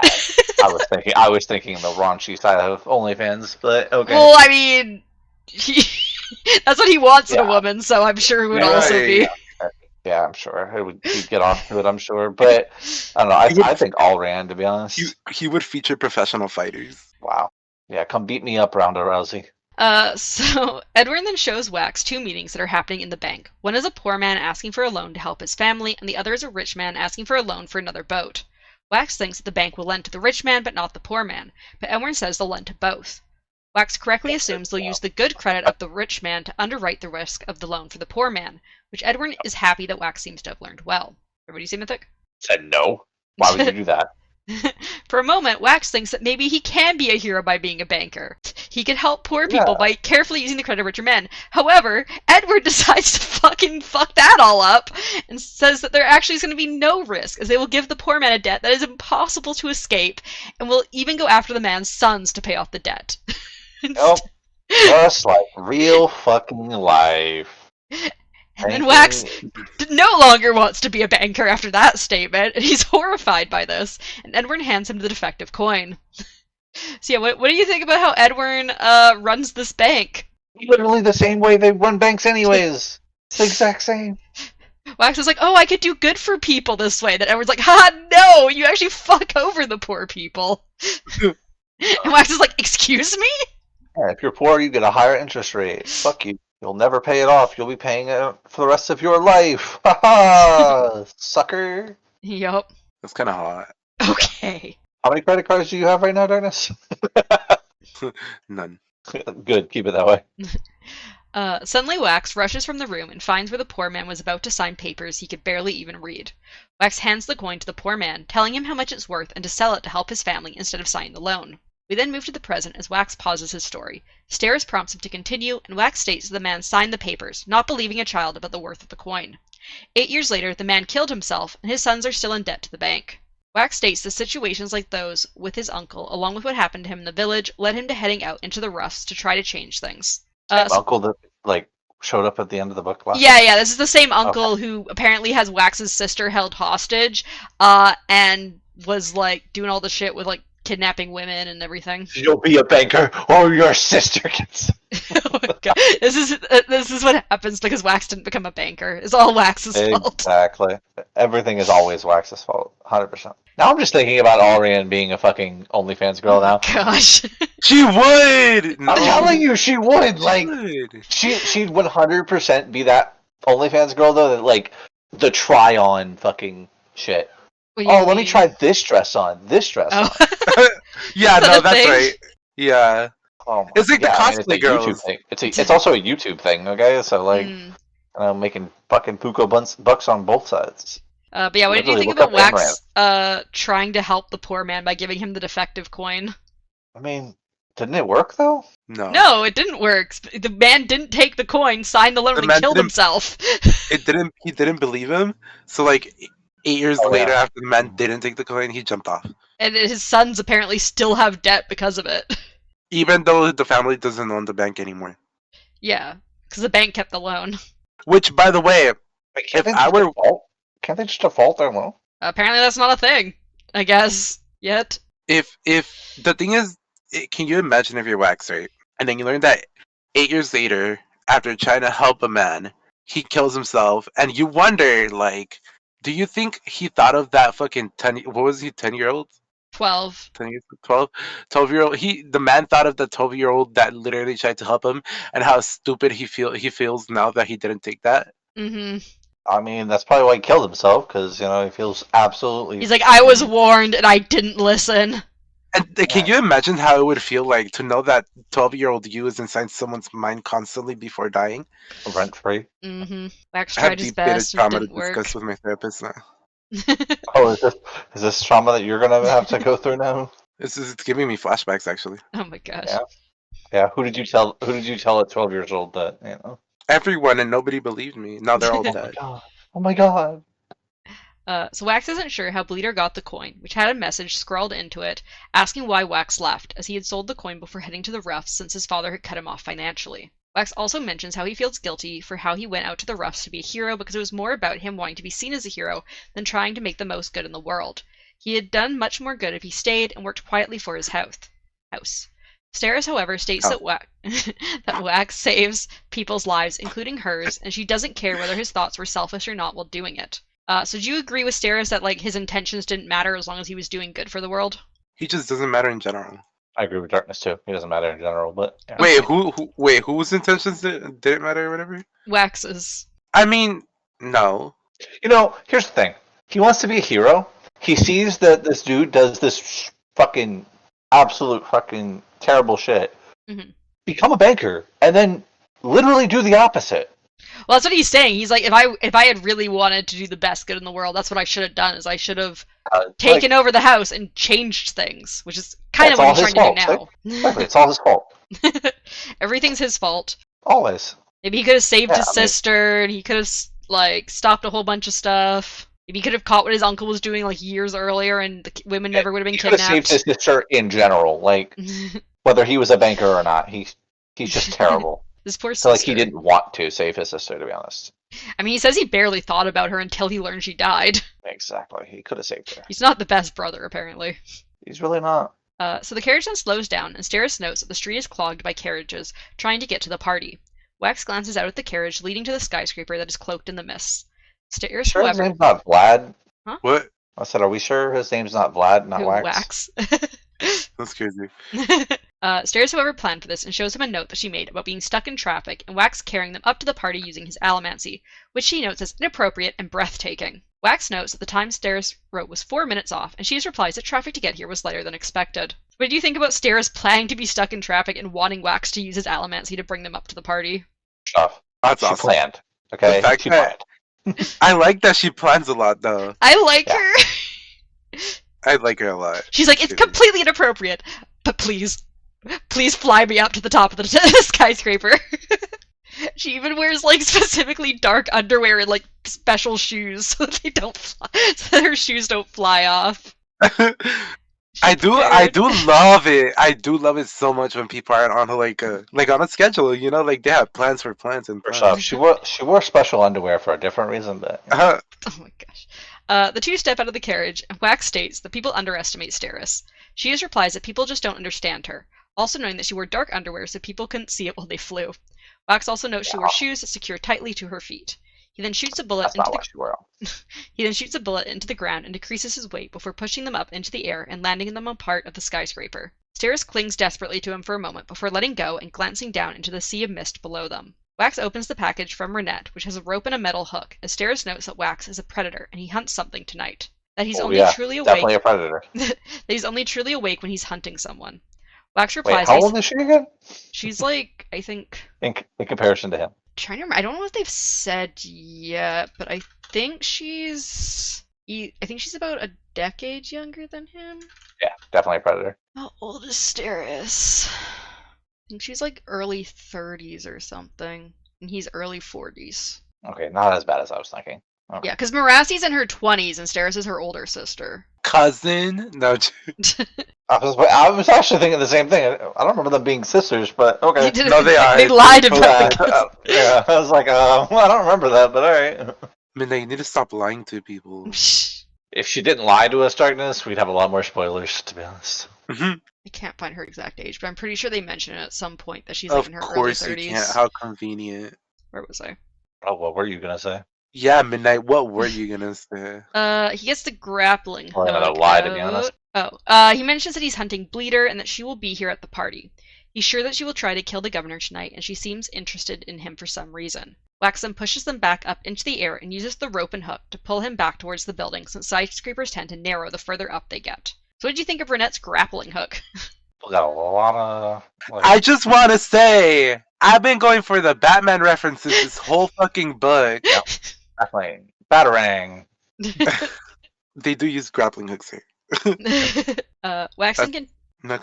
Waxon continues to push them up the skyscraper, experimenting with the hook and rope to try to be faster and more precise. Wax worries that Steris is terrified, but instead she states the whole thing was wonderful. Eventually they land on a balcony that connects to the party, surprising some of the guests. I can show you the world. Steris easily smooths out her skirts and hair, and Wax wraps the rope around his waist, inside of his coat. Some guards glance at them, but recognize them, so they don't stop them from entering the party. Then we get Chapter 9, where we switch to Wayne's point of view as he watches Wax and Steris jump up the skyscraper to the party. Wayne thinks that Wax is only with Steris because he is still stuck on Lessie and wants a relationship without any emotional attachment. Which... I agree. Marassi then comes out of the carriage and states that she is surprised to see Wayne in a nice suit. Wayne, however, thinks this is silly because of course he has a costume for every occasion. Of course. Wayne is surprised to see a couple be turned away from the party. He then asks Marassi about the man she had interrogated, but she says he didn't have much information. She did, however, find a metal spike in his chest, and he seemed to relax after the spike was removed. Wayne is surprised that Marassi knew about hemalurgy, but Marassi reminds him that she was the one Marsh originally gave the book to. So what do you think about Bleeder most likely talking to Rian through that hemalurgic spike that she put in him? We have another god. Oh no. Gods can do that. No, but it makes sense because, like, Ruin and what Say said about Ruin and her, so. So once they get to the front of the line, the doorman states they're turning away anyone with a nameless invitation that isn't on the list because of the attempt on the governor's life. Wait. I'm so sorry. Hold on. Oh, sorry. Was Kelsier able to talk to Spook through spikes as well? Yes. Mm-hmm. That's why I said only gods can do that. Huh. So I mean, technically, it could be Kelsier. Didn't Kelsier use like the well or whatever the fuck the thing was? I can't remember what the fuck the thing he got stuck in. Yeah, so he got stuck in preservation's perpendicularity. However, that's just what made him a cognitive shadow. I think he was able to talk to Spook. Although he did take the power again later and gave it to Vin. So I think, yeah, because he held the power, I think is partially why he was able to do that. But I think also because he was like, I think the hemalurgic spikes also help anchor you a little bit into the cognitive realm, and he was like standing next to Spook talking while in the cognitive realm, and that's how like Spook could hear him. Imagine Spook just hiding his senses so fucking much that he could just hear into the cognitive realm. Okay, I'm still a survivalist or whatever. So you're still a survivorist. Yep. I'm still a Pathian. Yeah, of course you are. Are you a splinterist, Darkness, following the Lord Ruler? Hell yeah. We're all one of the each religions here. Oh my god. But yes, once the Lord Ruler was right the whole time. I agree with you though. But yeah, so Marassi tries to argue with the guard that she saved the governor today, but the doorman doesn't budge. So Wayne drags Marassi away a bit. He then puts up a speed bubble and is able to check the book and notices their names on a list of people to specifically turn away from the party. Marassi is annoyed by this and swears a bit, which makes Wayne grin. So what do you think about Marassi and Wayne being specifically excluded from the party? That makes sense. You know, they're both the same type of person. Are they? No. But like, I find it funny that I find their little interaction funny. Yeah, with like, she's like, starts swearing. He's like, I like that you're talking proper. She's like, I'm spending too much fucking time with you, dude. It's the fact that like she says the same fucking word again though, and it made me cringe because like he's like, yay, you're evolving, and then she's like just repeating it again. Like, no, see a different one. Make it worth it. Wayne's corrupting Marassi. Just me, or does Wayne seem like he speaks Eastern Street slang? I don't believe he does. But It like the sounded way like it. the Yeah. way he talks, right? Like not like he's not actually speaking it, but like it's like the closest thing to having a accent, right? Like a Like natural he Eastern has, yeah, slang like accent. he wants to speak, like his vocals want to It's speak funny because Eastern I caught slang, that too. but he, With that, yeah, like there's like this one specific sentence he says where I'm just like, okay. Yeah, yeah, well, like it I think it's seems because so much more I like think it. he implies that he like grew up on the streets and stuff, right? Yeah, so he speaks High Imperial, yeah. So he belongs to the streets, He does belong to the streets. Yeah, I mean he's stated this numerous times. And Spook also belonged to the streets. The better one though. which means they belong together. Not wrong. Wait, how old would Spooks be right now? Oh god. Old. I mean, Spook would be Old. probably like 360-ish. Old. Because he was like 2021 when the Cassandra happened, so, and it's 342 right now, so just add like 20, 21 years. So Wait. young. Wait, he was 2021? Yeah. So wouldn't that make Vin like 24, 25? I think she was 2 years older than him, so she would have been like 23. 2? Oh, I thought she was a little older than that. No, Okay. because when they meet, she's 16, turning 17, and he like just turned 14 or something like that. So she's like 2, 3 years older than him. For some reason, I thought she was older than that, but yeah, okay. No, we get a lot of time skips during those books because of her like training arcs and stuff. But The training. she's montage, 16. Yeah, she's 16 at the start of Final Empire, and I think she's like 17 and a half by the end of Final Empire. How old is Ellen? I think he's like early 20s, like 20, 21. Jesus Christ, Cradle Robin motherfucker. Stockholm Syndrome ass. Oh my gosh. So Wayne then points at a name on the list that is to be allowed in that he could use, but Marassi notes that the name he pointed out was that of a famous mathematician. However, the man is a recluse and from New Saran, so not many people would know what he looks like. Wayne is excited to try and imitate him, even though Marassi thinks that he won't be able to pull it off. We switch back to Wax's point of view as Steris notes that the conjurer is here somewhere. Wax glances around the room, noting a change in women's fashion and also noticing several displays of large chunks of elementic metals. Steris doesn't like that Wax insists on wearing his mist cloak, but he wants to stand out and hopes people won't lie to him if he wears it. He then asks about the list of people Steris usually brings, on who they need to talk to at the party. However, Steris says that Wax can focus on Bleeder for tonight instead. So what do you think about all these like big allomantic chunks of metal being on display in the room? The fact that they even have medals anywhere, knowing damn well that like elementals are not even uncommon. Right? Like even a small push, I feel like that a big chunk of metal could really give someone some head damage if they shove it into you. Just a second, I'll answer the question just a second. Yep. Okay, sorry. Ask the question. What do you think about all the displays of the allomantic metals at the party? I mean, it's really kind of, isn't that kind of stupid in this day and age? Like, Yeah, that's what Darkness said. Seems I mean, dangerous. yeah, like. Well, still, like, do they have all of them? They have all the available ones. We get a note afterwards about how the ATM stand is empty. No I don't ATM. know. I feel like there's a missing medal. No, Nah, I feel like I mean this is the same story as the last time, man. You know, talk about this so-called, metal that nobody knows about. It's the same. And then it just turned into Elysium or whatever the fuck that was called. So Waxen begins considering how much stored ferrochemical power Bleeder might have, and how he needs to potentially get her to use up what she has without her hurting anyone. Waxen gets him and Steris each a drink and puts up his steel bubble. Steris notices her bracelet being affected, and Wax tells her to take it off just in case. He then dumps a brown powder into some water to make it look like he was drinking alcohol. They begin heading towards the governor, and Wax says to lessen his steel bubble as he was affecting the random nuggets of metal on pedestals. One of the pedestals was empty though, and the plaque stated Atium, the lost metal. Steris scolds Wax for scaring off some men that come to try and talk to them. Lost. Instead, she takes over when another man comes over. She gets him to leave on his own by mentioning his engagement when the man had been cheating. What do you think about this blatant display for Atium, calling it the lost metal? Lost because it no longer exists, because it's a new metal that is a combination of harmony, Or maybe he just hit it again and moved the spot. No, because wasn't ATM the ruin metal, and then It was, Elysium yeah. So I feel like it but just it was no longer like- exists. Like the major stash of Atium was like hidden, no? They Into the used it all fucking- up. Yeah, they used it in the last battle or whatever. Mm-hmm. That was Wouldn't how it they just kept regen though? Well, remember, Kelsier No, destroyed it's the really no longer pits there. of Hassan, which was how it was formed. So they said it was going to take several hundred years for it to regrow. And how many years has it been? several hundred years. But also, exactly. I think what Mythic's saying is, would it regrow when Ruin is no longer a shard?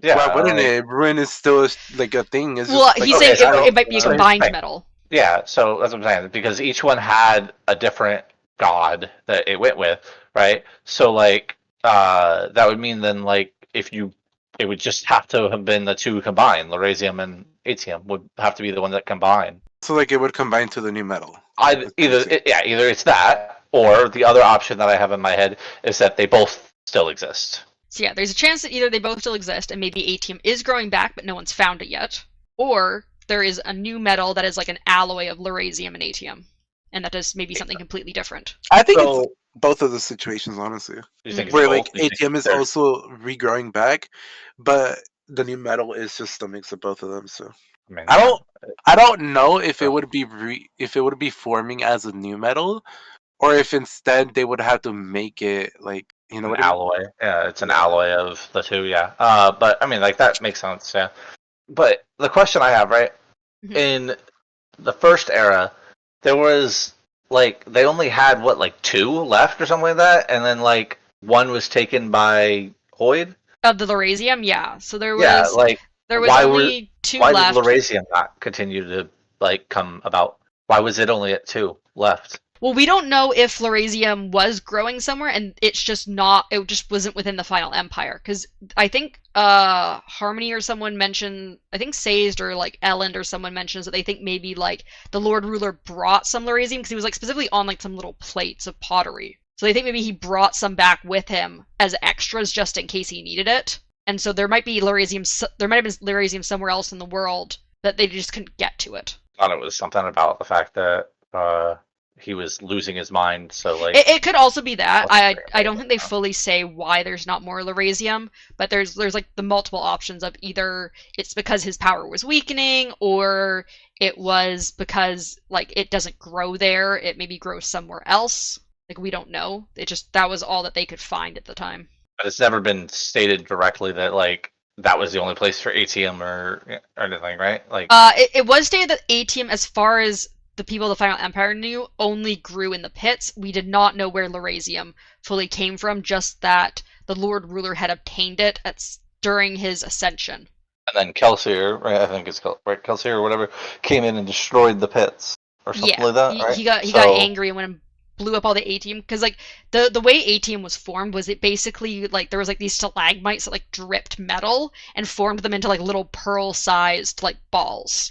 And so he destroyed all of these like geode stalagmite things that created them, and so those needed to reform before it would start like producing the little beads of Atium again. Like Darkness stated, a couple hundred years. Yeah, they specifically did say about 300 years, and it's been over 300 years now. Yeah, so context clues. But I don't know. I still feel like it's a stretch to think that Atium or Lerasium exists anymore. Yeah, but even if they didn't exist, like if there is now a combined metal, like if they do use the same way that Atium was formed, maybe that new metal only just started forming like 40 years ago, and no one's found it yet. Yeah, I see that. Are you able to separate metals from an already formed alloy? You should be able to, yes. Then why wouldn't you just be able to reverse engineer Atium? Maybe they can. Yeah, you know, they don't seem to know of a god metal right now. Well, yeah. I need a death metal, and I need it. I want to see somebody who has Atium as a like thing. You know, a misting. Yes, but like they're not like. We've seen that, right? Still? Is that what they're still called in this? No. I'm talking about mistings and fairings. Is that what they're still called in this? Yep, they're still called a misting. Oh, okay. You're called a twinborn if you have but one of each. Okay, that's something. That's what I was thinking of. Okay. I was thinking of like, what if there's a ferrochemist out there who thinks they're just a ferrochemist, but has Atium as a metal? But they wouldn't know they're a ferrochemist. You mean thinks they're not a fairing, but they actually have Atium, you mean? Because remember, they only have one right now. There's no one with all of them. No. Okay, wait. They only have one, so if it were Atium, they wouldn't be able to know, because they wouldn't have Atium. Yes, but that's what I'm saying. But like, okay, so a twinborn has both ferrochemy and Allomancy. Allomancy. Thank you. Allomancy, right? Yes. So what if there's somebody out there who believes that they only have the ferrochemy, but actually I see, but they're a twinborn? Yes, Oh, I that's what I'm see. saying. So you're saying, Just, yeah. just It like could be people either way. There believe could that they be, weren't a missing, but they were a missing. They just had ATM. yeah. You know what I'm saying? So Like yeah, I mean, it could go either way. Yeah, there could be twinborns out there who just don't know they're twinborns because they're like an ATM of either misting or fairing. Same probably with like a lot of things like duralumin stuff, where like you wouldn't even bother trying it because it doesn't do anything if you're not a full-on mistborn. that. I feel like the world just hates you if you have Duralumin on either side. To be honest, I think duralumin like might not. What does duralumin do in crazy. ferochemy? I'm trying to remember. Didn't we Because say? Didn't we have a list of things that did we did. like That's what I'm all of looking them? at because I'm trying to remember. So duralumin as a ferochemical power is not as bad as having it as an elementic power because it stores connection. So you're fine to be a duralumin fairing. It's if you're a duralumin allomancer that you're like, oh, you're fucked. That's boring. What does that do? What's the power? What's that power? Connection. Yeah, what is that? Connection is it's how Sazed basically was able to take both preservation and ruin. He had to have connection to both preservation and ruin. So basically you gain connection to people and powers just by embodying them or being familiar with them. So you get a lot more about connection during I think Oathbringer because Bondsmiths, what Dalinar is, uses connection as part of their abilities. So connection is like the ability like to understand like to have connections with people. So like if you manipulate connection, you could make it so that you're more or less familiar with certain things. Like if you alter connection with say you store say connection to a country, you forget when you're storing it, say, the ability to speak that language. But then when you use it, you can remember that language because you have a connection to that language and those people and that culture. Sounds like a bunch of nerd shit. Yeah. But yeah, so basically, connection is the main way that you could take a shard as a vessel. So only someone connected to the powers of a shard can take that shard as the But don't you vessel. have to store that though? How do You you don't have to store fully. that? So yeah, so as I said, like you can. I don't know in practice what all storing it would do outside of maybe if you're like a criminal and trying to not get interrogated, you can just make yourself forget your connection to certain people. Although I don't know how that's much different than like the memory thing with copper. Well, you wouldn't feel what's right anymore, you know? So, like, if you lose your memory, you can still have those feelings of, like, this feels right. Like, I feel like this is familiar. Yeah. But I don't know You know what what it storing is. connection would be really good for? Getting over grief. Let me just get rid Oh, of yeah. my connection to that person. I no longer Yeah, but feel then horrible Okay, about them midnight, dying. midnight, what happens when you get it midnight. back? The thing is, after you sever that, what if you bring it back? Yeah, then isn't For it like however, worse? for however that long you've been holding it back for. I mean, it's rough, but you can just get rid of the metal mind. Then you never have to take it back. You just throw out But the then you metal would be mind. missing a big part. I feel like it would also work Downside to how that, to be honest. it would also work how you know how some people take trauma and like events of the past as a way to like better themselves and stuff, Mm-hmm. or like to like they're like, oh, if this didn't happen to me, like I know it's a bad thing that happened to me, but if it didn't happen to me, I wouldn't be who I am now. I Yeah. feel like if they just got rid of that, it would be so bad. I Unless it's agree. like it's a situation where like it's literally crippling you. That's probably a bad idea. You know. I think also connection on a grander scale. So I think we talked briefly about being able to store identity in metal mines. If you could make it so that anyone could use a connection metal mine, you could do things like make someone an Elantrian by giving them a connection to Elantris. Like that's how Yeah, that's what I was how thinking too. powerful it could be. It's crazy. Yeah. The only person that would be that specific thing would be good for is Hoyd. So I think the soul stamps from Emperor's Soul might be like a connection power. Now that I'm thinking about it. I am stick. I am fire. Don't laugh at me. Fire. I cannot be anything I else. love stick. I am fire. We need more stick merch. We need more stick in these books. I love that one scene that where Shalon's like, "Don't insult my stick." I mean, he could be fire. He wants to be sick. He wants to be Okay, stick. we all like individually just need to write a letter to like Brandon, and just put need more More stick. stick. we need more stick for sure. Anyways, back to the book. Let's finish this off. We're at 2 hours already. Okay, this is great though. It is Content. it is good content. We're getting into a lot of good stuff. Yeah. Stick. Best stuff ever. So they then head over to the governor, standing close enough that he would notice them waiting for his attention. He contemplates how his status in society gets him the attention of the governor, although the laws the Lord Mistborn put into place have been trying to put the power more in the hands of the common people. One of the governor's bodyguards comes over, knowing that Wax had been allowed to keep his guns, but that he could turn anything into a weapon, so there wasn't much point in taking them. He also notes that Wayne had been denied entrance to the party. Steris asks if Wax is concerned for Wayne, but Wax says that the guard only gave Wayne a challenge, and he expects Wayne has already snuck into the party. Yeah, exactly. That's the whole point that I had. I was like, you're barring the person who won't show up anyways. Yep. Now, the other person that you barred, yeah, okay, sure. She probably won't ever make it in here, but, you know... I mean, she does. She just pretends to be his assistant. I know, but I'm just saying, like, I understood it from their side, like, okay, yeah, sure. Maybe I can see not, you know, her not being there. You're gonna really tell Wayne he can't be there? Right. They obviously don't know Wayne very well. Yeah, he's like, I'll just put it on a different hat, and I'll be a completely different person.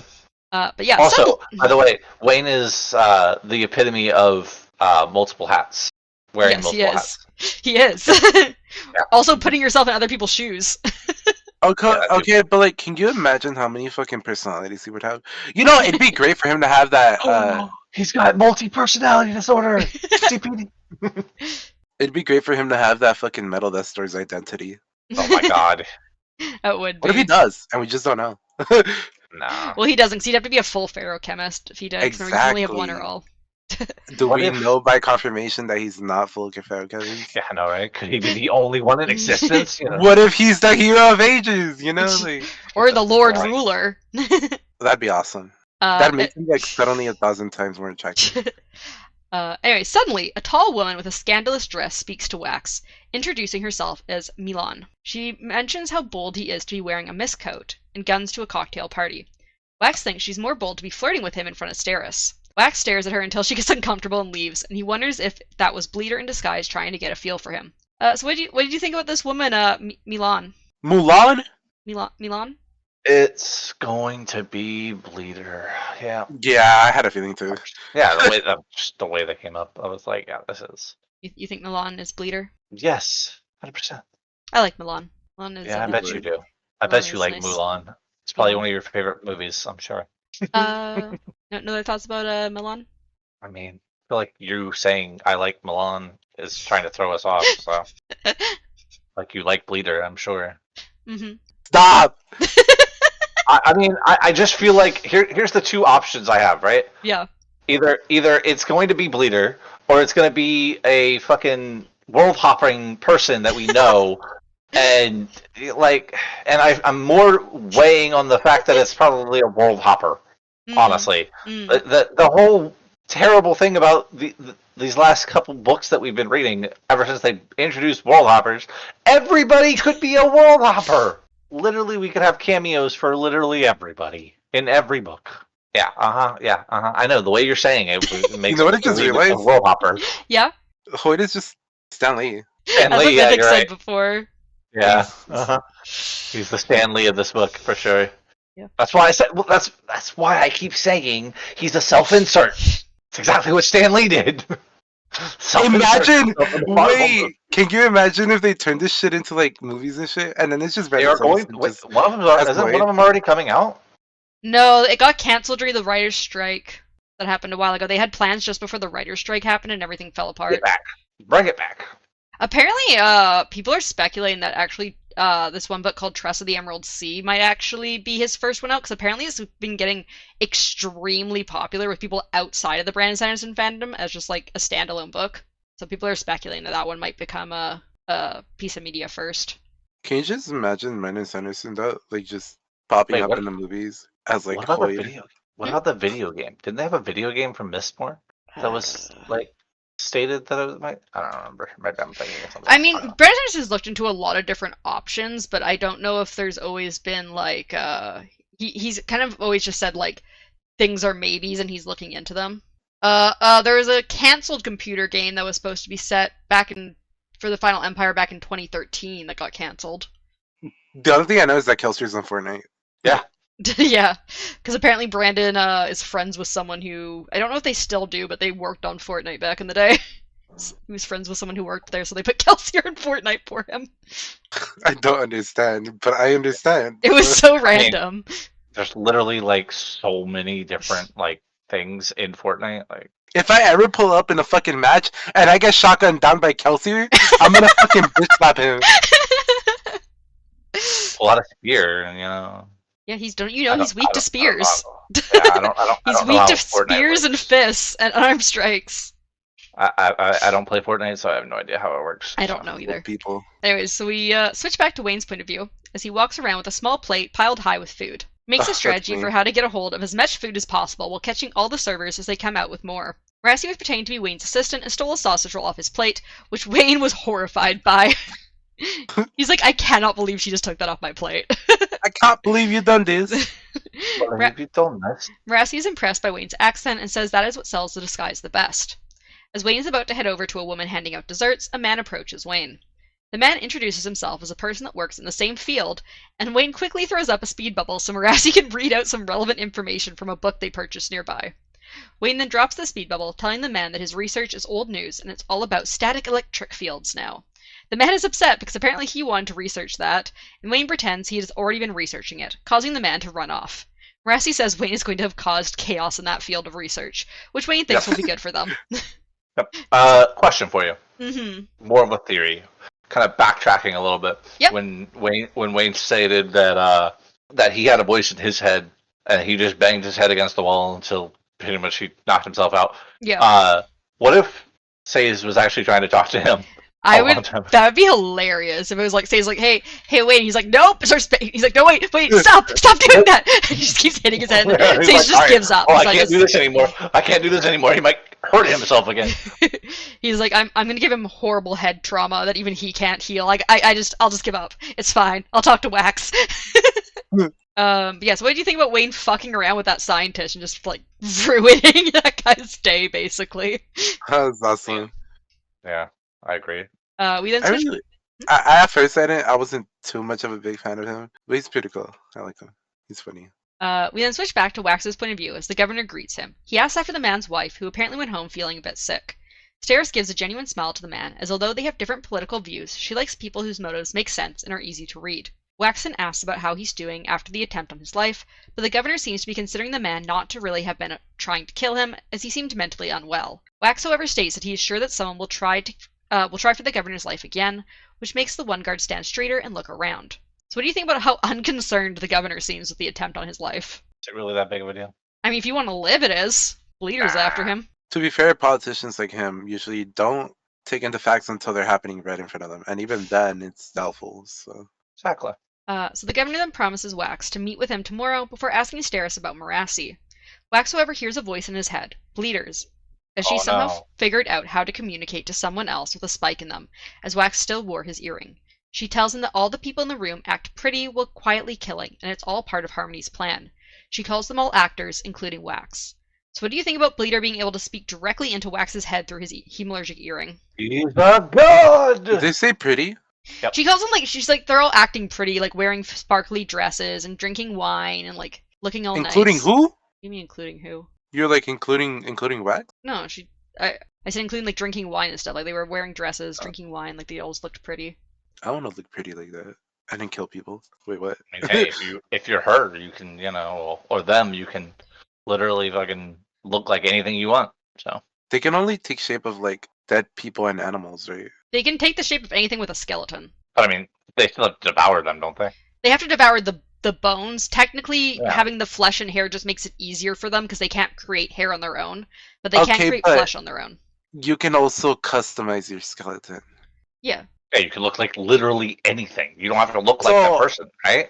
Yeah, so they make fake skeletons for themselves, but if you want to like look like a specific person, it's easier to use their own skeleton. Otherwise, you have to like recreate like the exact measurements of all of their bone pieces. If I were a conjurer in real life, I'd go for a fucking museum. I have a feeling she probably just went grave robbing, and that's how she got his skeleton. Midnight, I would pull out with a fucking T-Rex. Oh yeah, my I'd be a fucking dinosaur. Fuck that shit. You'd see on the news a pterodactyl just fucking flying across oh my LA. gosh. Exactly. No, what you would see on the news first would be the museum has been robbed of skeletal things. And then you'd see like, it. yeah, and then like, maybe a week later, there's another news thing that comes out that's like pterodactyl flies over New York City or whatever, or California, Is But this the end? overview questions. Yeah, exactly. Do you think that we've seen Bleeder at the party already, or do you think she's hiding Yes. as someone Wax hasn't noticed?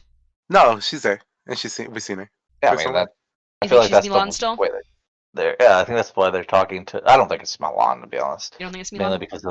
Mainly because of the way you kept making comments, but like definitely seems more Minate's like always a wall giving stuff hopper. away. I Like, don't Yeah, know what you're no, talking about. the way that she just giggles and talks about things I don't know what you're talking gives about. so much away, to be honest. she's like, he. I turned them away from the real shit. Like, fuck you. No, I'm just giving little hints and no one's catching on them, and people you'll find out I think next week. You always do that. I've been noticing that, and I feel like I literally before podcast, I'm like, if she ever says anything through like a question, I'm just gonna be like, huh, you know what? Yeah, I'm gonna first that topic. So, But I sometimes I completely just drop a word and you guys have no idea what it means, and I'm just like, people listening will know. What word did you drop? I don't know.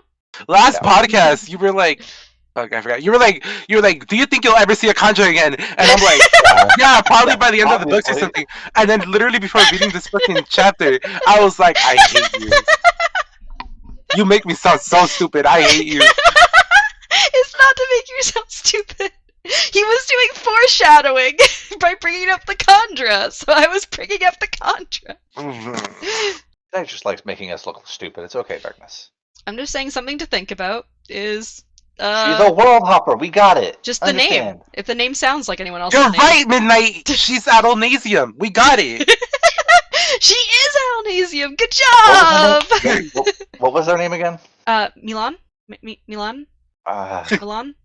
I don't remember. That's fine. It's on the tip of my tongue. I just can't That's think of the name. Is What it do you fine, think? Midnight? It probably is fine for you because you're not the one looking stupid. Yeah, You're not exactly. looking stupid. Yes, we are. You're not. I mean, I'm also in the middle of doing other things, so I'm probably not able to think very well. But still, You'll figure it out next week. I'm sure Yeah, we will once we read Yeah. the fact that we were stupid. It's fuck. What's her name? I didn't It's catch on the it. tip of I my didn't tongue. catch it when I read it. Of course you didn't. Of course you didn't, because you're stupid. I was You I understand. was stupid. I didn't know. Also, didn't you say you read this in like a different order? I read it in a slightly different order. I read Stormlight first. I read Stormlight, Warbreaker, Elantris, Mistborn. I got Another it. I know who it is. I Do know you? who it is. Do you? Yeah, it's Shalon. I see. It's Shlong. Really? I thought it was Jasmine. Oh wait, no, she's dead. No, she's alive again, remember? No, she's I've already fucking established this. I'm convinced she's dead now. Yeah, I know. So many times Midnight kept saying she was dead. No, so- you don't understand. She's dead. The Yeah. Conjure took over. Yeah, she's dead. That's what came back from the fucking Shadesmar. It's not her. It's the Conjure Also, that fucking stuck to we should finish up our overview questions. Right. No, we shouldn't. Why do you think why? Leader is so interested in Wax? Who? She has a crush on him. Fuck it. Bleeder? Yeah. She wants to bleed them out. Cause she knows she's the fucking like host of Bruin, so he's the host of Preservation now. Horst. He's the worst. Yeah. Horse. My God, my horse! Also, why do you think Bleeder seems to dislike Harmony so much? Because they're ruined. It's fuck, what's the it's the reincarnation of the Lord Ruler. There you go. Oh, you think it's Fucking Bruin, Rashek? man. Yeah, it's totally the Lord Ruler. Couldn't be anybody else, Who else could this be? Alright. I would. Next week we are reading chapters 10 through 13. It's not 69 anymore. No, it's not 69 anymore. It is. I mean, I thought maybe we should read the 69 Darkness. There's just no to 69 spite- chapters. So yeah, 10 through 13 is for next week. And thank you to our Patreons, Hubris, Kaladin Dies in Book 3, and Kyle. We appreciate you very much, and we'll see you next week. Bye! Well, this doesn't speed through it anymore. Goodbye.